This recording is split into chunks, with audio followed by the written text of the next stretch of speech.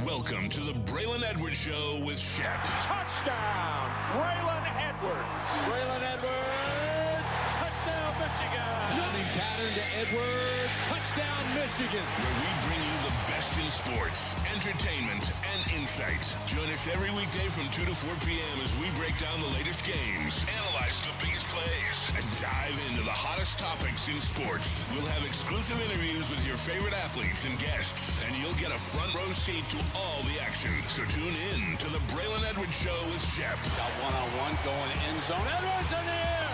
Oh, what a catch by Braylon Edwards.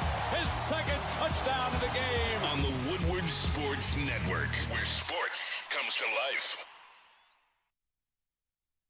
That was a fast 50-second count, man. I'm glad I was looking up when he said it. Was like, hey, he's getting traded to the Browns. Braylon said he did it. Hey, 3, 2, 1. What's going on? It's the Braylon Edwards Show with Shep. Welcome in. Glad to have you guys in for another ride on this beautiful hump day, if you will. Sun shining, feeling amazing out there. This is that weird winter we're having, man. I know it's Michigan, but even by Michigan standards, Shep, it's a weird winter today. It's feels like 50, although it's floating around 41. What's up, brother? It's the one open that I intently listen to because I can't get enough of Braylon Edwards. And I love the high pitch from Brent Musburger. I'm doing great, man. I hit golf balls for the first time in a long time today. Oh, see, that's a sign of warm things to come. It is. And I think I'm dressed. I did okay. Yeah, I mean, I hit the ball pretty straight, which surprised me. Not hitting it very long, that doesn't surprise me. Yeah, so how many yards do you give yourself? If you're at the heated tees, right, and you're hitting them, and you hit them the other day, I know that, and it's chilly out. Yeah. You giving yourself 5 yards, 10 yards? What are you giving me? So I don't know if this is just me, but like this is how I do it. I go out there, based on the balls that they give you, that don't travel as far. Based on what the weather was today, a little colder, so balls not gonna travel as far. Shep, I'm giving myself 35 yards. Well, thank you. 35 yards. Listen, if I give myself 35 yards, I feel pretty damn good about my game come springtime. Little 35-yard situation, man. But feeling good, man. Glad to be here. Yesterday wasn't so good for the you-know-whos, but we'll get into that. Sweet Potato, how you feeling, man? Everything is all good, baby. Sun is shining. Woke up today, had a good breakfast, and I'm kicking with my homies now, so we're good. My right hand in the building, Kool-Aid. Yes, how you sir. feeling over there, brother? Hey, feeling good, man. Kind of in the vibes of Cam over there. Sweet Potato Cam. Sweet Potato. Everything Gucci, man, when you're here for the Braylon Edwards I like Show when with Shep. Sweet Potato Cam wears the Sweet Potato Cam hat, right? Oh, yeah. No, that's as much a staple of a hat as the Kool-Aid hat. Yeah, exactly right. Kool-Aid's always got a hat. It's either the English G, it could be the Red Wings, could be a little Piston love. You know you got a good Sweet Potato Cam when he's got that orange skull cap on. So, Hey, one more time for people. Sweet Potato. So you guys know I go to 2 gyms. Obviously, I go to Planet Fitness, where your fitness is essential. There's no judgment here. It's also clean. Wait. You the Lou Will of gyms? Hey, 100%. You know what time it is. You know what time it is. I go here just for the wings. Hint, hint. So I work out at Planet Fitness, shout out. But I also work at the YMCA, where I saved a man's life a couple years ago. So I feel a tight-knit bond to the family there. I get the chance to see Shep's family from time to time, if you will. The conversation is always the same at each gym. Like when I go to Planet Fitness, it's people getting in a little bit more, typically a little younger, if you will. They're talking about the show. Hey, what's going on with the Lions? What's going on with the Pistons? I see the Tigers picked up for Amon-Ra Valdez. It's a lot of sports around the city kind of conversations. At the YMCA, crowd a little older, more of the world, talking about potential war with Iran, talking about 47, talking about living in Michigan, talking about taxes, talking about all the things. Talking about retirement. Retirement. Yeah. But this is education for me. Yeah. So I listen to these conversations. I get a little note every morning. Spirituality, faith, religion comes up in the sauna, if you will. Today wasn't the case. I was at the YMCA, and today it wasn't happening. The older individuals there, the average age up there is about like 60 plus in the morning. Early in the morning, it's about 60 plus. It calms down. Because they get up at 4:30 and go to bed at 8. Exactly. Like when I get there at 6:30, like Shout out to Mall it's Walkers. people that are legitimately finishing the workout shop when I'm getting there at 6:30. They're like, "Whew, Braylon, good to see you, man. Hope you have a good one." You're done. It's still dark outside. Swim, did laps, the whole 9 yards. Today, a lot of old guys, man, in the conversation, they say, why can't the Lions ever make a big move like that? Who's this O.J. McDuffie? I said, first of all, O.J. McDuffie played wide receiver for the Miami Dolphins some years ago. I said, it's Trent McDuffie. But you know what? I understand what the sentiment is. I say that to say this. Even the elderly, as it relates to the Detroit Lions, they want the Lions to make a move. And them hearing comments like Brad Holmes or for insiders, you never know what insiders are or whether you get this information from, but insiders saying that they're not going to make a big move. That was the conversation in the sauna this morning at the YMCA. Well, you see what a good person he is? He just lets it roll. For sure. I would have to say, well, do you remember Scott Mitchell? Because that was a big deal. It was a big deal when the Lions went out and got that cat. That was a big deal, and everybody was like, "Woo, we got ourselves a quarterback. He's going to throw to Herman Moore. He's going to hand off to Barry Sanders. Here we go, baby. Miami doesn't know what they lost." And Miami goes, "We know exactly what we lost. 5 games. We know exactly what we lost." Yeah. Yeah, no, but obviously the news about O.J. Now you got me saying O.J. Trent McDuffie getting traded from the Kansas City Chiefs to the Rams, a big piece that the Rams needed. It sparked some conversation even at the YMCA. That shows you how A, passionate Lions fans are, B, there is no age limit, and Facts. C, how they are dying. Sorry. Whoa, they are thirsting There you go. for something to be done. Anything that gives them an indication that this team is going to get better. Dying is a very poor choice of words for men who are a little bit older than that. But that's what they want. I mean, they want to see some movement. Now, I don't want to see movement for the sake of movement. Yeah. But when you talk about Trent McDuffie, that's a significant move. That is a Rams team that is saying, okay, Kool-Aid, the window's there.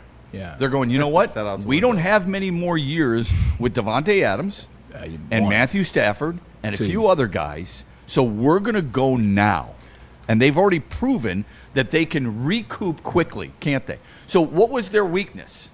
Now, you put it perfectly before the show. It wasn't just cornerback. What else? They couldn't cover, and the special teams were horrendous. And what does he do? They went out and they get a DB who's DB1. Now they have somebody who can check JSN. Now they have What is somebody that like? now they have somebody that can check Amon-Ra St. Brown. Because don't forget, he lit the Rams up last year too. They have somebody that can check AJ Brown, and then also too they have a 13th pick. So that special teams situation, they can go draft the wide receiver. There's plenty of them in draft, i.e. probably the guy from USC who tried to bomb the combine just so he can get drafted to the Rams. He now becomes your returner. He becomes your third wide receiver and your replacement for when Devontae Adams is gone. But they made a powerful move. You said dying, and obviously it was kind of a joke. But with that being said, you're not far off, because those same gentlemen that have been watching the Detroit Lions for a very long time saw where the Lions went to in 23 and 24. And then they saw where they went last year in 25. So to say die, I get it, because they are worried. And that's why they had that conversation. And they're diehard Lions fans. They're like, shoot, Okay. tick-tock, tick-tock. Some of those dudes may have watched Bobby Lane. I don't know how old. That's they fair, are. But 57. They may have watched Bobby Lane win the last championship in Lions history, and then see him get turned around and traded to Pittsburgh and give us a curse, and then wonder aloud, when are we going to get better? Yeah. And then, there's a little flirtation That's solid. with Barry and company. There's a little flirtation with Stafford and Sue. Yeah, and there's a some little ideas and flirtation hopes. with Goff and Gibbs and guys like that. But they want to know when they're going to turn into Sylvester Stallone and kick the door in. Yeah. So we're still waiting for the end of Rocky 2 then. That's right. We're waiting. We're still waiting for the end of Rocky 2. Movie Wednesday. Yeah, 100%. Always. Wednesdays. Always on. But no, I just thought it was interesting that they wanted to have those conversations, and they were keeping track. Like, that's not a Detroit move that was made. That's not even a move that was made in the same division. That was a move made by the Kansas City Chiefs, the Los Angeles Rams, and they were paying attention. So the thing I always ask people, and I have similar conversations with many times younger people at the gym, and there's a lot of Pistons fans, obviously, and they want to know why Trajan Langdon did make a bigger move. And it's fair, because I think what they've done is, and maybe we've all done this, Braylon, we've grouped our general managers together. Yeah. And we said, Brad Holmes isn't doing what we hoped. Scott Harris. Trajan Langdon isn't doing what we hoped. Steve Yzerman hasn't done what we've hoped. And Scott Harris hasn't done what we've hoped. And that is trades in the offseason and or by the deadline. And I'm not saying they're all the same. Right. It may be unfair, but that's the cumulative feeling that I think people have. What was your thoughts this morning? Let's stick with the topic. What were your thoughts? You saw the trade. You saw the trade that Kansas City Chiefs made. They gave up 4 picks, I want to say, as for Trent McDuffie. Yeah. What were your thoughts? Jealousy. Yeah. Yeah, I'm not Yeah. going to lie. There's jealousy there for sure. And I know the Lions have some financial issues. Yeah. We get that, okay? But I would also remind anybody who's listening and watching that the Lions have problems in the secondary at 2 levels. Yeah. A linebacker, a Yes. running back, Yes. and we're still not sure what they're doing with the offensive line because we are getting mixed signals. We talked about this briefly yesterday. Mixed signals from the media on just how involved they may be with free agents. We don't know that yet. Also, too, we don't even know what our interior defensive line is going to be this year. There's still just a lot of questions like, what's the health of Aleem McNeil? What is DJ Reader going to look like? Et cetera, et cetera, et cetera. So I felt that same thing. So when you saw that, I felt that same way because it came off the heels of the conversation that we ended on yesterday. Yeah. And then more information about that, talking about the Lions may not make big moves, big splashes in free agency, which means they're trying to do it more so through the draft with the 9 picks that they have. So now you have that on top of the Trent McDuffie deal, and now you double back and you're like, this wasn't the year. This is not a year to try to test the draft. This isn't a year to try to test affordable free agents. This is not that year. Those years have come and those years have gone. This is a year where you got to address these needs, some of them in free agencies through trade, and spend some money on some players. They've brought in some really good players in the tenure here with Brad Holmes. You cannot say that. They brought in some players that maybe even don a gold jacket when it's all said and done. You brought in some perennial Pro Bowlers. You brought in some All-Pro guys. You brought in some staple pieces. But what we're lacking is going for it in terms of bringing in people that can help and not just trying to – the money that we spend is always going to the guys that we drafted. Like that, you can't necessarily do it that way and have success. my deep concern is the conversation we had 2 weeks ago, maybe even longer, Yeah. where you said the Lions have got to do things differently. Okay, Brad Holmes has been successful in a lot of different areas. He has. I know there's a lot of people pissed off about the last 2 drafts, but please don't take anything what he's accomplished away from the man, okay? Because he's done some good things. Doesn't mean it's going to be complete. Problem is just those good things were a while ago. That's right. And what did you say? You can't keep doing business the same if it ain't working the way it used to. They need to use their draft capital for trades, and they need to use some free agency. They're going to have to restructure deals, but we know that's going to happen because we don't even know what the salary cap is yet. But they need to do that and then address those needs. And there are more and more big-name players. I heard somebody today on social media say the Eagles are fielding calls about Saquon Barkley. There are guys out there to be had. You've got to identify them and then go get them. I don't know if it's Tre'Davious White, for example, just using a name, who's a free agent as a corner. Yeah. But if you think you're going to address all this stuff in free agency, you're wrong, or in the draft, you're wrong. I don't care if you got 10 picks. You're not solving your issues with that way. They've got to find a way to do things differently, and they haven't done that just yet. Doesn't mean I'm panicking. Yeah. They just haven't done it yet. Yeah, you look at and you know what happened with the Rams. Like, they don't send their general managers. Like, they don't even go to the draft. Sean McVay is not entertaining the draft, and neither is Les Snead. They send their guys on the ground. And what's today? Today is Wednesday. You know what the guys on the ground probably told them? It's like, look, ain't nothing out here in that DB position. And I use aim for effect. There's what we're looking for. Not where we're at. Right. Where we are, like, we're not a team ascending. Like, we're a team that was the best team in the NFL until the end. Right. And what did we have? We didn't have a DB. We needed DB. Is DB one in this draft? Is DB one that can check JSN in this draft? And they came back and said, nah, he's not here. Cool. We know what we got to do. Let's go get Trent McDuffie because we've done it before. Yes. Jalen Ramsey, 2020. We go get Jalen Ramsey. And what happens a year later? They win the Super Bowl. I mean, he wasn't the main reason, but he covered a lot of people. It's a brilliant move. It really is. Yeah. It's a brilliant move for the here and now. It's a ballsy move. What did you say about the Max Crosby thing? Not that you can afford him and go, but would you take him at 17? You're damn right you'd take him at 17. Would you take Trent McDuffie at 29 this year? You damn right you would. Higher than that. Right, exactly. Higher than that. So, I mean, also, too, now it's like, this is the start. It's always like the first move. This is the first big move, and they're going to start following suit. And you talk about other teams that are looking for Max Crosby. 2 of them are in the NFC. One of them is your division. And you know what they both have? They both have 2 first-round picks. Chicago Bears as well as the Dallas Cowboys. Yeah, so I've seen, and they'll have to restructure some stuff, but I've seen that it's going to be really hard for Chicago to get there because of their salary structure. What were you going to say, Cooley? When you don't have a quarterback that you're paying. Well, yeah, amen to that. Yeah, and one wide receiver. Dahlman just retired, so that's there's right. money off that's the saving books. you a lot of money. Yeah. But Rome Odunze, it's not like he's making Amon-Ra St. Brown money. Cole Kmet, you're not paying him. Yeah, go cut DJ Moore and move on. Now I was gonna say y'all Cut preaching. DeAndre Swift too. Now, Especially when you think about the fact that, I think Brad Holmes has done a lot of good. So I like that you guys are saying, hey, look, we're going to tip the cap to it. But what you see other teams doing right now, it's not that always taking the big swing will work every single year. But ultimately, the teams that we see winning the championships are the teams that we've seen try to take the biggest swings in their, here you go, Shep, window. Mm-hmm. And that's the thing. Over the last few years, when it was time to extend on what you've done and build on that foundation that you've drafted, that's where I felt like they should have operated like the Eagles of the past or of the recent past. How they should have operated like the Rams, not just when they won the Super Bowl, but how we see them operating right now. Yeah. And that's where the poll that's up right now is, are you confident that it's a lot? Brad will have the Lions as a true Super Bowl contender after free agency. I saw that. 61% of the chat right now is saying no. That's a good question. It's a really good poll question. It's a great poll question, and it is a great percentage as of right now. And that's facts.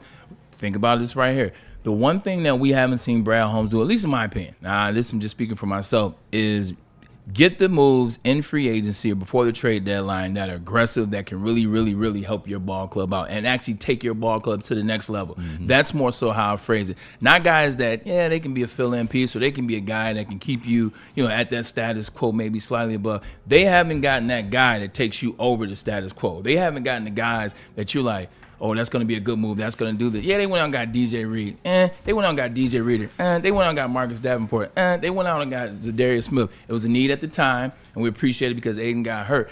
But they haven't gone out and spent the money or willing to take that move because we got to pay Amon-Ra St. Brown. We got to pay Aiden Hutchinson. We got to take care of Jack Campbell. We got to take care of David Montgomery. Oops, that slipped out. Mm-hmm. We got to take care of Jahmyr Gibbs. We got to take care of all our guys. That is an okay strategy. But when that strategy does not work, and now where are we? Year 6?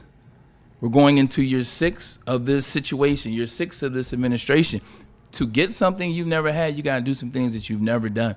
And you're telling me that Brad Holmes can win in free agency when I have not necessarily seen it yet. You're telling me that Brad Holmes can win in the draft when he doesn't have 2 first-round picks as leverage. I don't know if I've seen it yet. So when you tell me that we need to win through free agency and the draft after coming off a season where we didn't make the playoffs, and I got to trust an individual to do something that, frankly, I don't think he can do or that I haven't seen him do, I can understand why 61% would be where people would be. Yeah, I get it too. Those are all excellent points. I'm a believer that he hasn't shown us he can do that in free agency with long-term deals.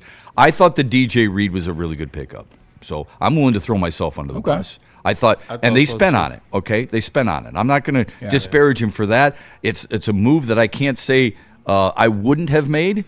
I would have re-signed Kevin Seidler. I thought the one-year deal at the original time was an excellent move because I've liked him for a long time.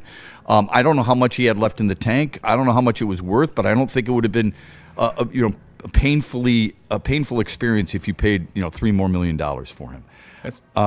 Hoofhard had said this: the Rams are going all in for Stafford's final hurrah. Once Stafford is done, the Rams will be the blanker for 5 years, and McVay will walk. Okay, could be. It's a fine line looking toward the future and playing for the now, isn't it? They still have some really good young pieces. I like their running backs. I like their wide receivers. I like their tight ends. Who's to say they're going to be, a blank show after this coming season? I appreciate the conversation, and I appreciate the comment. They're going all in because Stafford's last year, blah, blah, blah. They're going all in because they want to win a Super Bowl, and they have an opportunity. That's why they're going all in. It just so happens that Matt Stafford is at the end of the road and may not be there next season or the following season. But they're going in because they're a damn good football team, and the window is now for every team in every sport. The window is now. Mm-hmm. So that's why you look at the move. I'm not saying they had to go out and get Trent McDuffie. That's not what I'm saying. I'm not saying you give up 4 of your picks and all this to go get Trent McDuffie, and now you're still right behind the 8 ball because you still have a lot of moves that you have to make. That's not what I'm saying. I'm just simply saying a team knew they had a need, and they went out and got that specific need, and it's going to benefit them greatly this upcoming football season. Yep. And also, too, when they did it with Jalen Ramsey, was it about Matt Stafford's final year, or was it they knew how good that football team was, and they knew if they got that that cornerback, Jalen Ramsey could occupy half the field 100%. That's what it was. That was 5, and that's 6 years ago. Dude, they let the Super Bowl MVP walk, just like Seattle's doing. They're going to let the Super Bowl only MVP. the 4th time in NFL history. How about that? That a Super Bowl MVP won't be on the same team the following season. Cooper Kupp gone. What do? They find a way Yeah, here's Devontae Adams. to recoup, no pun intended. Yeah. Okay? So I give them full marks for all that stuff. They are living in the here and now with a blink of an eye on the future, it seems like. And it feels like Brad Holmes is constantly living for the future. And maybe that's part of the problem Lions fans have with him. Somebody in the chat said this: Gromit, Detroit GMs aren't capable of making a bold move. I had that one teed up for y'all. Do you feel that's the case? But this is what I mean about us grouping them all together. I would ask you this, Gromit: was signing Framber Valdez a bold move? So let me ask you this, and let me double that question. Let me answer that question with the question. It's a lot of money. Before they signed Framber Valdez a month ago, would you agree to lump them all together, or did that move take the Tigers out of that conversation, but still keep the other I think three? the Tigers are still in the conversation. I just do think that is that's an example of a bold move. There's a difference between a bold move and a foolish move. Agreed. I think the foolish move was Pat's willing. Absolutely. Bring That was a really foolish. Yeah. I think the foolish move was, the Glaber Torres $22 million for a year. Yeah. Okay, I don't believe they felt like he was going to do that. Was DJ Reed a bold move?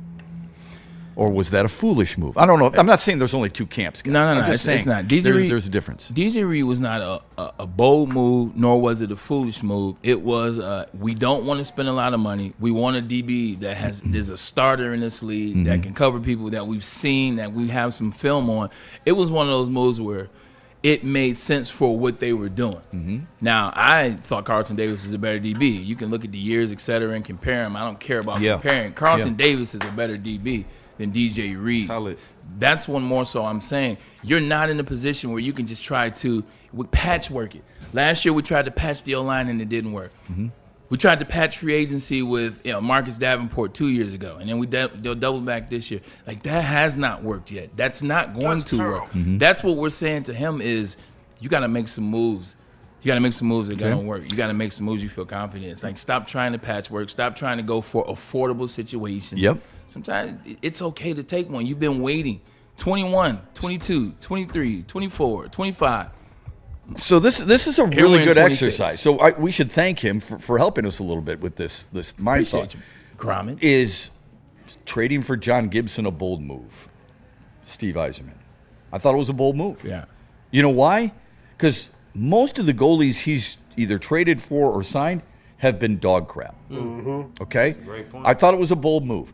It's not enough to satisfy the masses. Yeah. But when we say they're incapable of making one, I think we forget some of the things that they've recently done. What are some of the boldest moves? Not the dumbest moves, because we had that yesterday. What are some of the more bold moves that some of our GMs in this town have made recently? Extending David Montgomery. Extending Kirby Joseph early.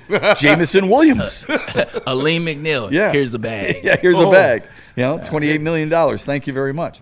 Yeah. I mean, those are bold moves, aren't they? True. They're risky moves, but oftentimes risky is at least part of the definition of bold. Does the risk outweigh the reward? And I believe they thought that the risk did in those particular situations. Yeah. It See, is so Gromit interesting. says you confuse a move with a bold move. No, I don't. I didn't use the example of going out and signing Alex Flippin' Cobb. Damn it. What I did was I gave you 3 examples of what I consider bold moves. Trading for John Gibson was a bold move. Yeah. Signing a guy like DJ Reed, I thought was a bold move. And I would argue signing Framber Valdez was a bold move. You signed him to the largest contract of any lefty in the history of baseball, while you've got the best pitcher in baseball sitting there fuming a little bit privately, saying, when am I going to get mine? Those are bold moves. I'm not saying it's enough to overcome all the things that you've defined general managers as, but tell me what you think is a bold move. Give me an example of a bold move. And you bring up DJ Reed, and it goes back to our conversation yesterday, talking about Brad Holmes, the decisions he made as it relates to injured players, whether it's drafting or bringing them into free agency. Yeah. DJ Reader was another guy that was injured. Oh, yep. Cincinnati Bengals. And you brought him in. Why do you think Cincinnati let you get him? Why did you think they let him go? Don't let him leave the city. Right. Like 100%. Let's not let him leave the city. Well, we need a defensive interior, so this is going to be the guy. This guy got let go out of Cincinnati because of injuries. Right. Like Marcus Davenport, exactly. Injuries. So when you tell, and it goes back to the 61%. When we're having conversations about Brad Holmes, yes, he's done some amazing things for the Detroit Lions. You can argue that he's the best GM the Lions have ever had. With that being said, maybe he is. With that being said, as it relates to free agent moves, low bar. There have not been enough in the last 2 years to sustain the Detroit Lions. In fact, a lot of the ones that you went out and got was like, hey, let's get this guy. He's injured. He's cheap. Let's get this guy over here. He's injured. But I think he'll be a better version of himself when he gets around this culture, when he gets around this locker room, when he gets here with Dan Campbell. Hey, we're going to triple down on this guy and Marcus Davenport. And then we're going to tell you that he's had the best off season. Yeah. He's had the best mini camp. He's had the best everything. And then when we interview him during training camp, right before training camp, what did he say? He said, man, stop talking to me about this stuff. I'm tired. And now we see where the angst is. So can he do it? I'm sure he can. Do I believe he's going to do it? I don't know. Yo, 61% is now at 67% on our poll. Wow. Get those votes in, people. And this is just a good conversation, too, because we're not pooping on, the Lions. We're not pooping on Dan Campbell. We're not pooping on Brad Holmes and what they're doing. But what we're saying that this is crunch time. Shep doesn't believe in windows, and that's fine. So I'll say it this way. For teams. Players I do. Players I do. And speaking of players in crunch time, a player that everyone loves here is Jared Goff. How much longer can you give Jared Goff when you're not giving him the line that he deserves? Thought the exact when you're not bringing in the players on defense to help the offense out. How long? Like Jared Goff did not have a bad season by any stretch of the imagination last season. He had a couple plays everybody does. Right. He had a couple plays everybody does. How long does his window have? Exactly. How long does that have? Because defensive ends, they're getting faster. That should be something we talk about. They're getting faster. Blitzing safeties, they're getting stronger, faster. Styles, Caleb Downs, they're coming into this league. That's something we got to talk about because Jared Goff isn't some spry 24-year-old Amen. That's going to be here for another 8 to 10 years. His guy's trying to figure it out right now. His time is now. Bray, it's not talked about nearly enough, I don't think. But maybe that's because of the contract. Somebody in the chat said, okay, is signing Verlander a bold move? No, he's 43 years old. Okay, that's just a smart move. And he's at the back end of your bullpen. I think when we're considering, I don't want to put words in people's mouth. When you're talking about a bold move, you're talking about something that impacts your team in a massive way with a named player. Dallas and Green Bay. Yes, Dallas and Green Bay, who other teams would have wanted, and maybe stops the presses and gets probably the top spot on top news at the lower third of any network that's rolling, okay? So I wouldn't say that. Trading Matthew Stafford, somebody in the chat, good one. That was a bold move. For sure. Am I wrong? On both sides. Okay, yeah. On both sides. Exactly. Because in L.A., you're bringing in an aging quarterback that hasn't proven anything in 12 years. And on our side, we're bringing in a quarterback and some player. You're like, Jared Goff, they're getting rid of him. Then what is it? Like, why are they getting rid of him? Why is he wandering around, Birmingham with security guards, et cetera? Yeah. Things change. So Alex DeBrincat trade, really good example. That is a good example. Yeah, those are bold moves, sure. Right? There's a lot of teams that want Alex DeBrincat. He's a 30-goal scorer. That's a bold move for sure. Yeah, well done. That's very well done. We're not saying and never ever once on this network have I ever said make a move just based on it because it's a big move. Exactly. Hey, I want you to make this move because it's you. Hey, make this move. I want people to talk about the Detroit Lions. We're way past that. Yeah. People are talking about the Detroit Lions, and they have been for the past 3 seasons. I want you to make that bold move. That's that smart move that can legitimately. You make it for the reason you make it. You pull the trigger on the move because it's going to take you over the top. Right. At that position. Or even that team if you feel that player is that good. Something you did not expect. Something that this one came out of left field. Framber Valdez came out of left field. Yeah, it's something we wanted, and it's something that they did, and it's something other teams would have loved. They just didn't want to spend that kind of money. You spend that kind of money on that guy, I know it's only a 3-year deal, but it's a good, which is great. I love the term, and it's not my money, but I mean that is a bold move without question. Okay. Here's a good question: if the Lions don't plan on being aggressive in trade, if they don't plan on being aggressive in free agent, which opens up next Tuesday, I believe, if they don't feel like they need to be aggressive in these spaces, and they feel like they're going to try to do it through the draft. What do you really feel about this team? Like, how do the Lions view this team? I view them very differently than I originally thought. So my phrase has always been, in Brad we trust. I would lose a lot of that. Not that he needs my trust, for Christ's sakes, but I would lose a lot of that. And I like him. I appreciate everything he's done. He's forgotten more football than I'll ever know. All those things. Okay, I can preface everything. But I really thought he was the kind of guy who takes calculated risks. I don't need the risk taker, okay? I'm not 24 playing the stock market. You're a little bit older, okay? So you're going to watch your money. I get all that. I thought he would be a little bit more aggressive in addressing team needs than what he's done. Last year, the year before that, and the year before that, the conversation that we were having now is the way in which the Lions are running their organization, the way in which the Lions are doing things, the way in which they're winning, et cetera. The GM, everybody's on the same page. They're drafting well. They're bringing in players. People want to be here. This is a destination spot.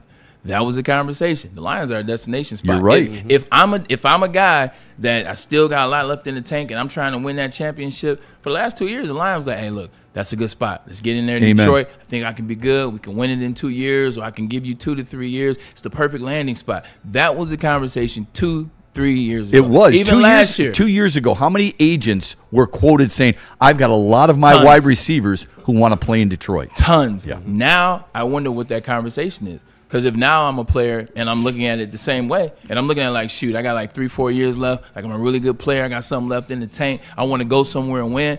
Do I trust what the Lions have done in the last 18 months of football? There might be more attractive NFC teams now that have passed them up. That part. Could be. There's some funny stuff in the chat. Gromit says, Lions are looking like they're run by an enterprise rent-a-car. Come on. Come on. That's a good one. I'm sorry, but that's actually elite. That is really flipping funny. That's pretty elite. And then this one right here, Just a Fan 2 says, as I have posted before, this is a prove-it season for Brad Holmes because past his first 2 seasons, what has he done? I understand that mindset. Yeah. I really do. I mean, besides the drafting, and I'm not taking anything away from general managers who draft well, but that's your job. Okay, your scouting department. I feel like I'm patting you on the back because you're doing something well that you're supposed to be doing well to get the job in the first place. It's the other ancillary things that he has not necessarily shown us to be as creative with. Yeah, is that fair? It's very fair. Okay, because I don't want to take credit away, so I won't. I'll just phrase it this way. What we give Brad Holmes so much credit for is the 21 draft, when you bring in Aiden as well as J-Mo. Obviously, the 20 draft, you draft Penei Sewell. I mean, there was a lot of valuable players at that position, but you took a guy that's going to be a guy for a very long time here. So kudos to you. And we mostly give him credit for the wizardry that he was able to do in 2023. Yep. Like, the wizardry that happened in 23 is like, okay, now this guy is different. Since, though, well, going back, 21 or 22, how many picks? How many picks did he have? In the first round. Yeah, 1, right? 2, okay. In 23, how many picks do you have in the first round? 2. 100%. When you have 2 picks in the first round, it makes it a little bit easier to will and deal. Mm-hmm. Now here we are, 24, 25, and we're trying to figure out what both those draft classes are. Meanwhile, each one of those years, we're talking about free agency and the trade deadline. So it's one of those things where it's like, what we give you credit for, take away those 2 first-round picks. Now what are we looking like? Yeah, I get that. You can't take the 2 away. Yeah, exactly. Yeah. There's guys who've had 2 first-round picks and screwed it up. Yeah. Okay. The Lions in the year I came out. Mike Williams and Sean Cody. Yeah, there you go. Just because you have two first-round picks, absolutely. Just because you have 2 first-round picks doesn't mean you're going to be super successful. Yeah, this is true. That's not how it works. Let me see one more thing here. It says, this is super chat. Sorry, Kool-Aid, to steal this, but No, I you're caught good. my eye. Chat's Sell the on fire. Lions. It's not Brad, it's Sheila. She's too cheap. Well, if she's cheap, why did they re-sign Jamison Williams? But see, Why did she okay the cost for Kirby Joseph and Aiden Hutchinson and Penei Sewell and Jared Goff and Amon-Ra St. Brown? I don't here's a understand question. that. Can I add something Please to that do. question? Yeah, please do. Is she cheap with players that are not considered their own? They drafted every single player that you just named. You know what? I don't think she Hold was that cheap one. with DJ Reed. He's gonna make $17 million. I was gonna say hold that one because this conversation is juicy. The chat is going. The likes is up. Shoot. We might have to take a quick one real quick. Say less. Let me tell you about Ben Johnson. Cheers. Ben Johnson is the fighter. You know what? Maybe we need to get him in the Lions corner so he can fight for them in free agency, man. He will fight for you. VENfights.com. Let this guy represent you. Ben Johnson Law has been doing it for a very long time at a very high rate. Doesn't matter if it's a settlement or a verdict you want. They want all the smoke. So you're going to get it all. And you're going to get the best competition. And you're going to get the best from the fighter. Like I said, he's the fighter. Let him fight for you. I love Art and Jake's. They've got great food. They've got nice cold beer and a lot of different beers from which to choose. But just as, Sunday, Michigan State, I mean, they're going to be there in Northville. You should be there too. And remember this, on Saturday, March 14th, that's next weekend, in downtown Romeo at the Romeo Lions Club St. Baldrick's Festival, they are going to be all in helping research for childhood cancer. How do you get involved? It's easy. Go to romeosb.com or scan that QR code right now on your screen. It doesn't get any better than that. You're helping a wonderful cause. You're getting great food. You're getting cold drinks, and you're hanging out with some good people. It is Art and Jake's. Check it out today. Best-in-class strength equipment. Join today for $1 down and save. We're stepping it up. We're not slowing down. Finding new faith, new focus. Love that new equipment smell. So, you in? Join the club today. Save when you join for just $1 down, $15 a month. Planet Fitness. We're all strong on this planet.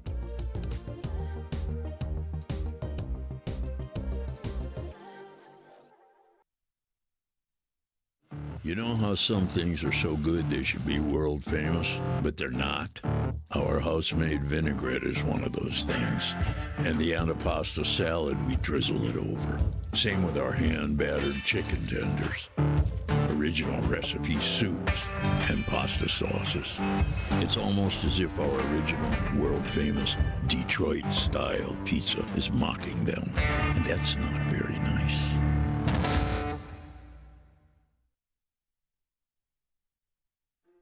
Why do we fight? We fight to protect the innocent, to hold the powerful accountable, to bring the oppressors to justice. Why do we fight? We fight to secure and preserve our civil liberties, to get each and every one of our clients the justice they deserve, and to make the lives of real people just like you whole again. VenFights.com.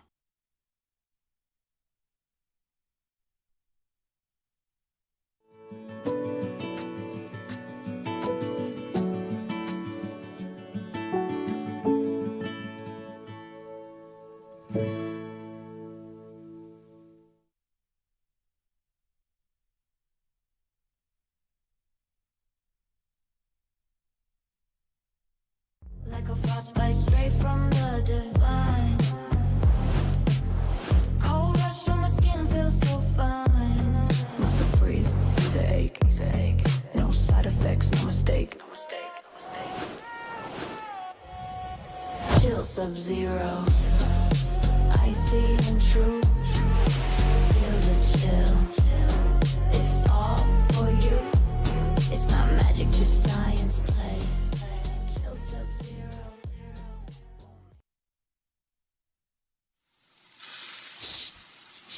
You smell that? That's Brad Holmes cooking. And the off-season smells good. Woodward Sports. Planet Fitness, where your fitness is essential. And the best thing about Planet Fitness is there's no judgment here. Home of the judgment-free zone. You come on down, you march to the beat of your own gym. Whether you're starting or continuing your journey, we want you to do it with Planet Fitness because we're all strong on this planet. And that planet is Planet Fitness. Squeaky clean gyms, trainers on staff, and like I said, there is no judgment here. So you can visit any of the 50-plus Metro Detroit locations around this state, or 2,700 if you're not with us in the great state of Michigan. Planet Fitness, where your fitness is essential. Sun Cruiser Vodka Iced Tea. Not too sweet, not too tart. It's just clean sipping for your enjoyment. And it's only 100 calories. It is made with real vodka and real iced tea, and it's 4.5% alcohol. It is perfect for tailgates. It's perfect for watching whatever sport is your favorite, and perfect with sharing with friends. But please, when you do, drink Sun Cruiser Vodka Iced Tea responsibly. And we back. Definitely back, man. You know, it's the teams that win, they tend to make moves, as we were talking about. Welcome back to the Braylon Show. Teams that move, they tend to make moves every single year. They make a couple moves, and they don't necessarily always work out. For every move that worked for the Philadelphia Eagles, you can point to the moves that didn't work, whether it was Hassan Reddick, whether it was Jalen Phillips, but then you point to the ones that did work for him, the Devin Whites, the James Bradberry, Rashad Penny, bringing him in, getting rid of him. Like, they've had 3 running backs since Saquon, and oh, by the way, then they got Saquon and paid Saquon, and now, as you're saying, they're fielding offers for Saquon. Do I need to go and talk about what the Chicago Bears have done in a 3-year space? Sure, just because they're in our division. Acquired Jerry Alexander. Hold on, where I'm at. Wrong team. Here we go. DeAndre Swift, 2 years ago, they made the move for that. Kevin Byard, who also was with the Philadelphia Eagles, that was one of the moves they made. He's now with the Chicago Bears. Tremaine Edmonds, TJ Edwards. They acquired them in 2024, 2 great linebackers. You saw what they did last year with the offensive line. Offensive line is going to be a need. We got to protect this young quarterback in Caleb Williams. So what do we do? Let's go get Dahlman. Let's go get Tooney. This is what they did, 100%. You got to make moves, and you got to strike while the iron is hot. The Lions are one of those teams that can strike while the iron is hot. This is still very hot for the Detroit Lions if – I agree 100%, man. I mean, you've seen other teams, but it's not even about the names that they bring in. It's the needs that they have addressed. Yeah. Right. People are not going to be, oh, man, we got Joe Tooney. This is awesome, right? Most people don't know who that is because you're not putting him on your fantasy football team, and that's okay. But those guys are really important, and Chicago knew that. Chicago knew what's our weakness. The Lions know what their weakness is. If you and I know it, they know it. Now let's see how they address it. People love the Philadelphia. They love the Philadelphia Eagles secondary, correct? Mm-hmm. Oh, they love Quinyon Mitchell. Yeah. Oh, they love Cooper DeJean. Yeah. They love Cooper DeJean. Brad, what's the safety? He's who would say what's the white safety? What's his name? Oh yeah, I know who you're talking about. He's another badass. 33 is his number. Yeah. Like no, I think 33 is Cooper DeJean. That's Cooper DeJean. Yeah. I'm see. All white guys look alike. I was just about to say. I say that to say this. This is what the secondary is now. 3 years ago, you had Darius Slade, James Bradberry, C.J. Gardner-Johnson. Does that name sound familiar? Yeah. Like they've found a way to revamp and change. Now you look at a lot of stuff for us, man.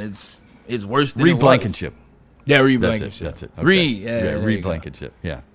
That's pretty funny. Go ahead, Kool-Aid. I know you were itching to get in here with some chats, some folks weighing in. So Kool-Aid definitely is trying to stay talking about the NFL and the Detroit Lions because the NBA and the Detroit Pistons they ain't hold us back last night. Man, you know what, man? Shout when out to Brad Holmes. Are you sour? Look at Brad Holmes up there on the back wall. Are you sour? We'll talk about that. Looking at me a little bit. Looking at me too. A little bit. It's like shout out to my stepfather, CP. You guys have met him. You guys know him. Yeah, whenever the Lions win, there are Lions. Whenever the Lions lose, they're my Lions. So whenever the Pistons win, it's our Pistons. When they lose, it's Kool-Aid's Pistons. Shout out. You know what? I'll bear that. I'll bear that for the people. But I've cheered for the Pistons my whole life. That's one of the Detroit franchises I can say that about. Shout out, dog. Shout out. Yeah, there was never another basketball team for me. Yeah, never for me either, man. That's how it's been. Shout out to those Pistons. I know they're gonna get it right, but those Cavs, Bray, you've been saying it. They did show something, but what is it? The chat. We'll talk about that later because I'm like, what is it always about the random player when they play the Pistons? I save it for later. I save it for later. It does seem to come up and nip you a little He's like bit. Vassell 2.0. Like, who is this Taylor dude? Anyway, go ahead. Look, we got some pretty cool chats, man. It's been alive because you guys have been cooking, and I think keeping it real. And so let's see here. Gromit says, "What have you done for us lately?" Yep. Facts. You know, because you guys were talking about Brad Holmes, how it started, where are we at now? He's right. Eddie Murphy Raw, 1987, Janet Jackson. He's totally right about that, because if you get the Super Bowl, you can. This is more digestible. Mm-hmm.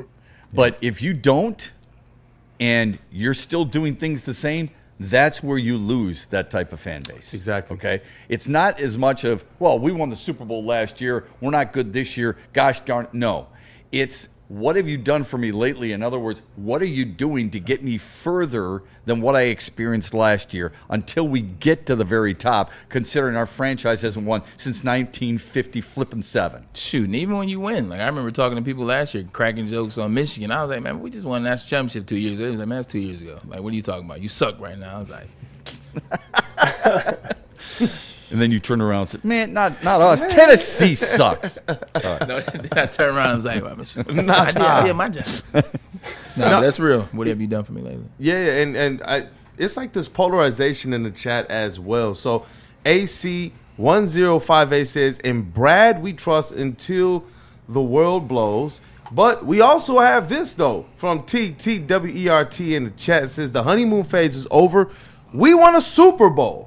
This is the dichotomy that you got in the chat. But still, right now, that poll that you said was at 61% moved to 67%. 68% of the chat now has said no, that they're not confident to lock Brad will have the Lions as a true Super Bowl contender after free agency. Yeah, that's a good one. Somebody else said in the chat, no more 5'9" corners. Facts. Which is fine, and I understand it. As your starters. As your starters. Yeah. Because as you've said, I'm not drafting Amik Robertson in the first round. Or second. Right, or second. Yeah. But there is a guy out there, D'Angelo Pons, who plays for Indiana, and a really good player, who I know you like. I do. But he is 5'9". He's a physical specimen. And he's a physical guy, but he's 5'9", and that's a tough thing. Like you just mentioned Quinyon Mitchell, and you mentioned Cooper DeJean. Both are 6 feet tall. The problem with as a wide receiver, how do you look at that? I laugh at that. Like, okay, 5'9", like, yo, we got one. Like, we got one over here. Because one, you're not gonna be strong enough, and then two, all I got to do is get by you. Like, I'm not even trying to blaze by you with speed that I used to have. Like, I'm just trying to get ahead, use my skill, use my technique, stay in front of you. Now it's big boy ball. It's 6'4" versus 5'9". I'm taking that every time. Because if it's not caught, it's gonna be a pass interference. That is a massive difference, isn't it? It is. Yeah. The problem with that, though, for as physical he is, you watch film with Indiana, like, he's coming up and hitting anything in the box. Like, he does not mind hitting tight ends, he's hitting running backs. It's a little different when you get in the NFL. At 5'9", 190 pounds, and you try to come up on Saquon or Derrick Henry or David Montgomery or one of these 6'5", 245 tight ends that run 4.4. Yeah. Well, I guess now they run 4.3. So. Yeah, you got him. I want to get into that here if we can, and just so we're clear. I mean, Bray's right. He's 5'9". They've got him listed at $173. What? Oh, yeah, man. that's what he's listed at as an NFL prospect. Okay, I get him right now. Yeah, I mean, you would tear that up. We used to look at the scouting reports. So like this is when I was in college. College it was more so loud. Yeah, as a little guy. NFL a little different. But in college, when we were scouting teams, first day of install is Sunday. After the game Saturday, you come in, you watch the tape, you go outside, you run, get a lift in, you come back, you take a look at what that team is. I would look at the heights of each one of the DBs, and I take my scouting report, I take it to the offensive coordinator, Scott Loeffler or Terry Malone. I'm like, I expect about 125 this week. And that wasn't me talking stuff. It's like, it's what you should get. 100% 5'9". Yeah. Get out of here with that. That was a Michigan State game. Jaren Hayes is 5'8". Like, what are you doing? Why would they put that? Can't be man to man. They had to. It was. It was? You would think they would pass that off as some type of zone. We were a tough situation, though, because you had Jason Avant, Steve Bresson, and then you had Mike Hart in the backfield. So it was like, pick your poison. Yeah, still, I just don't recommend get going it. putting a 5'8" guy on a 6'4" physical receiver. It might be different if it was a 6'4" light receiver. We're talking about Like Kenny Galladay? like Kenny Galladay out of Northern Illinois. He Shout caught out a to the shot. MAC. Straight. We see a ton of mock drafts this time of the year. You've got an idea of where you think the Lions should go. Share it with us. So everybody's looked at mock drafts since the season ended. Unfortunately for us, that was the beginning of January. And you've seen around the same 5 names in each round. Same 5 names in the first round, same 5 names in the second round. Well, I put a list of those names together, and I want to see who would you draft if you were the GM and you were on the clock for the pick. With that being said, first round for the Detroit Lions, we assume we're taking the 17th pick. We assume that's what we're drafting, at least for now. We don't know if he's moving up or not. But these are the players that have been rumored to be selected by the Detroit Lions if they keep the pick. Cassius Howell, his midsection is a lot like mine.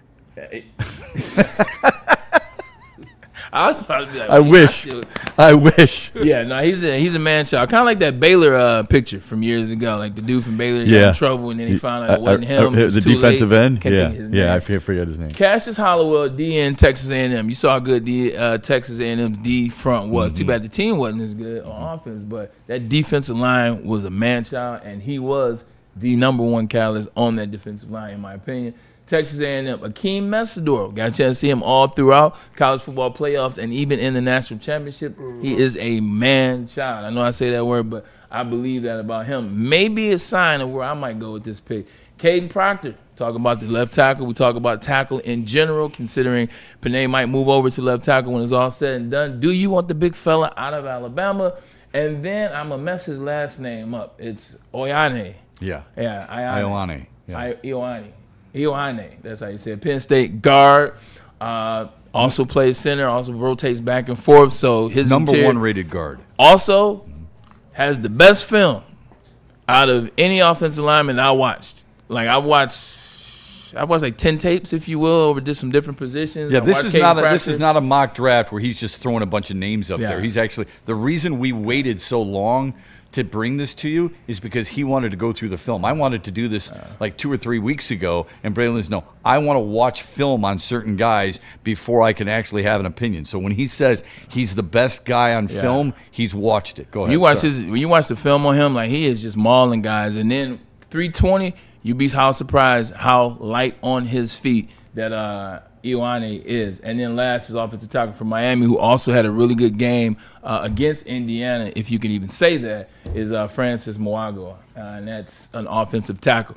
You're on the clock. You're the GM. You got the pick. Shep, and everybody in the chat, you put your picks in there. Shep, who are you taking out of these 5 that have been rumored to the Detroit Lions? I'm taking the Penn State guard. You taking the guard? Mm-hmm.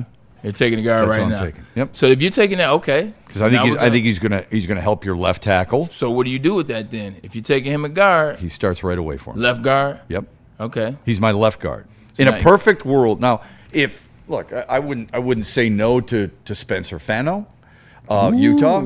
I wouldn't. He's moved up a little bit. Yeah, I can't say that I'd say no to either one of the tackles. I would be happy with them, but I would take Ioane, put him at left guard. I think he helps Taylor Decker a little bit. He helps your center, even though you may not need it, because in my perfect world, I take the guard, and then I sign a center in the offseason. And in the second round, I am thinking, not that it's automatic, I'm thinking defensive backfield or edge. I am also packaging a pick or two to move up for a third-round pick and do the exact same thing. That's my wish list, okay? And then I take with a 4th round or 5th round, that's when I start to look at running backs. I like it. Okay? I like that. What you got, Kool-Aid? I'm either going guard or defensive end here. Guard or defensive end? If you gotta go end? defensive end, you're going Messidor. Okay. Yeah. You're going Messidor? Yep. Cam, sweet potato? Same. In just my opinion, I just don't feel like an offensive line can have that big of an impact as a rookie. But that's just my view. As a rookie? On the offensive line? Is that what you said? Interior wise, or what do you refer? Edge. Or guard. A guard? Yeah. Tate Ratledge last year was actually I read this earlier. Braylon's going to laugh. Pro Football Focus, all right, was rated very highly among guards who had at least 400 snaps for run grade and for passing grade. I know that might seem like a lot to people. That might surprise you. Here's the number. He recorded a 73.5 Pro Football Focus run blocking grade as a rookie. That ranked 9th among 71 offensive guards who logged at least 400 snaps. Again, it's Pro Football Focus, so I'm taking it with a grain of salt. In addition to that, he was in pass protection. It's worth noting that he ranked 3rd among those types of guards. That surprised me. But it's Pro Football Focus, and that's all I can go by right now. It doesn't mean I think he's a complete, but he can come in and do something. I remember a few years ago, I wanted the guy out of West Virginia as a center. Frazier. And Zach Frazier. He started right away, and he's high end. I think guys like this can start. I think he's a plug-and-play guy, and I think he's going to be your guard for the next 10 years.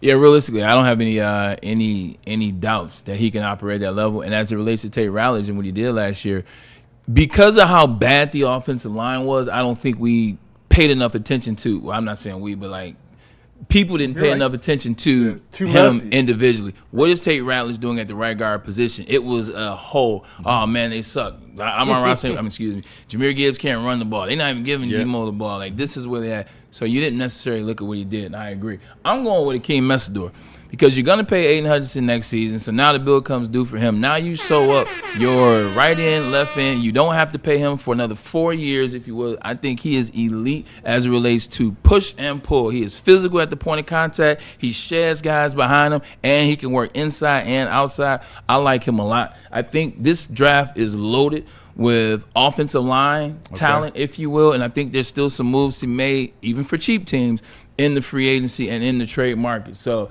give me Akeem Messidor out of Miami. I think this will shore up a problem and a need that we've been complaining about for 4 or 5 years. And in chat, 6'3", 265.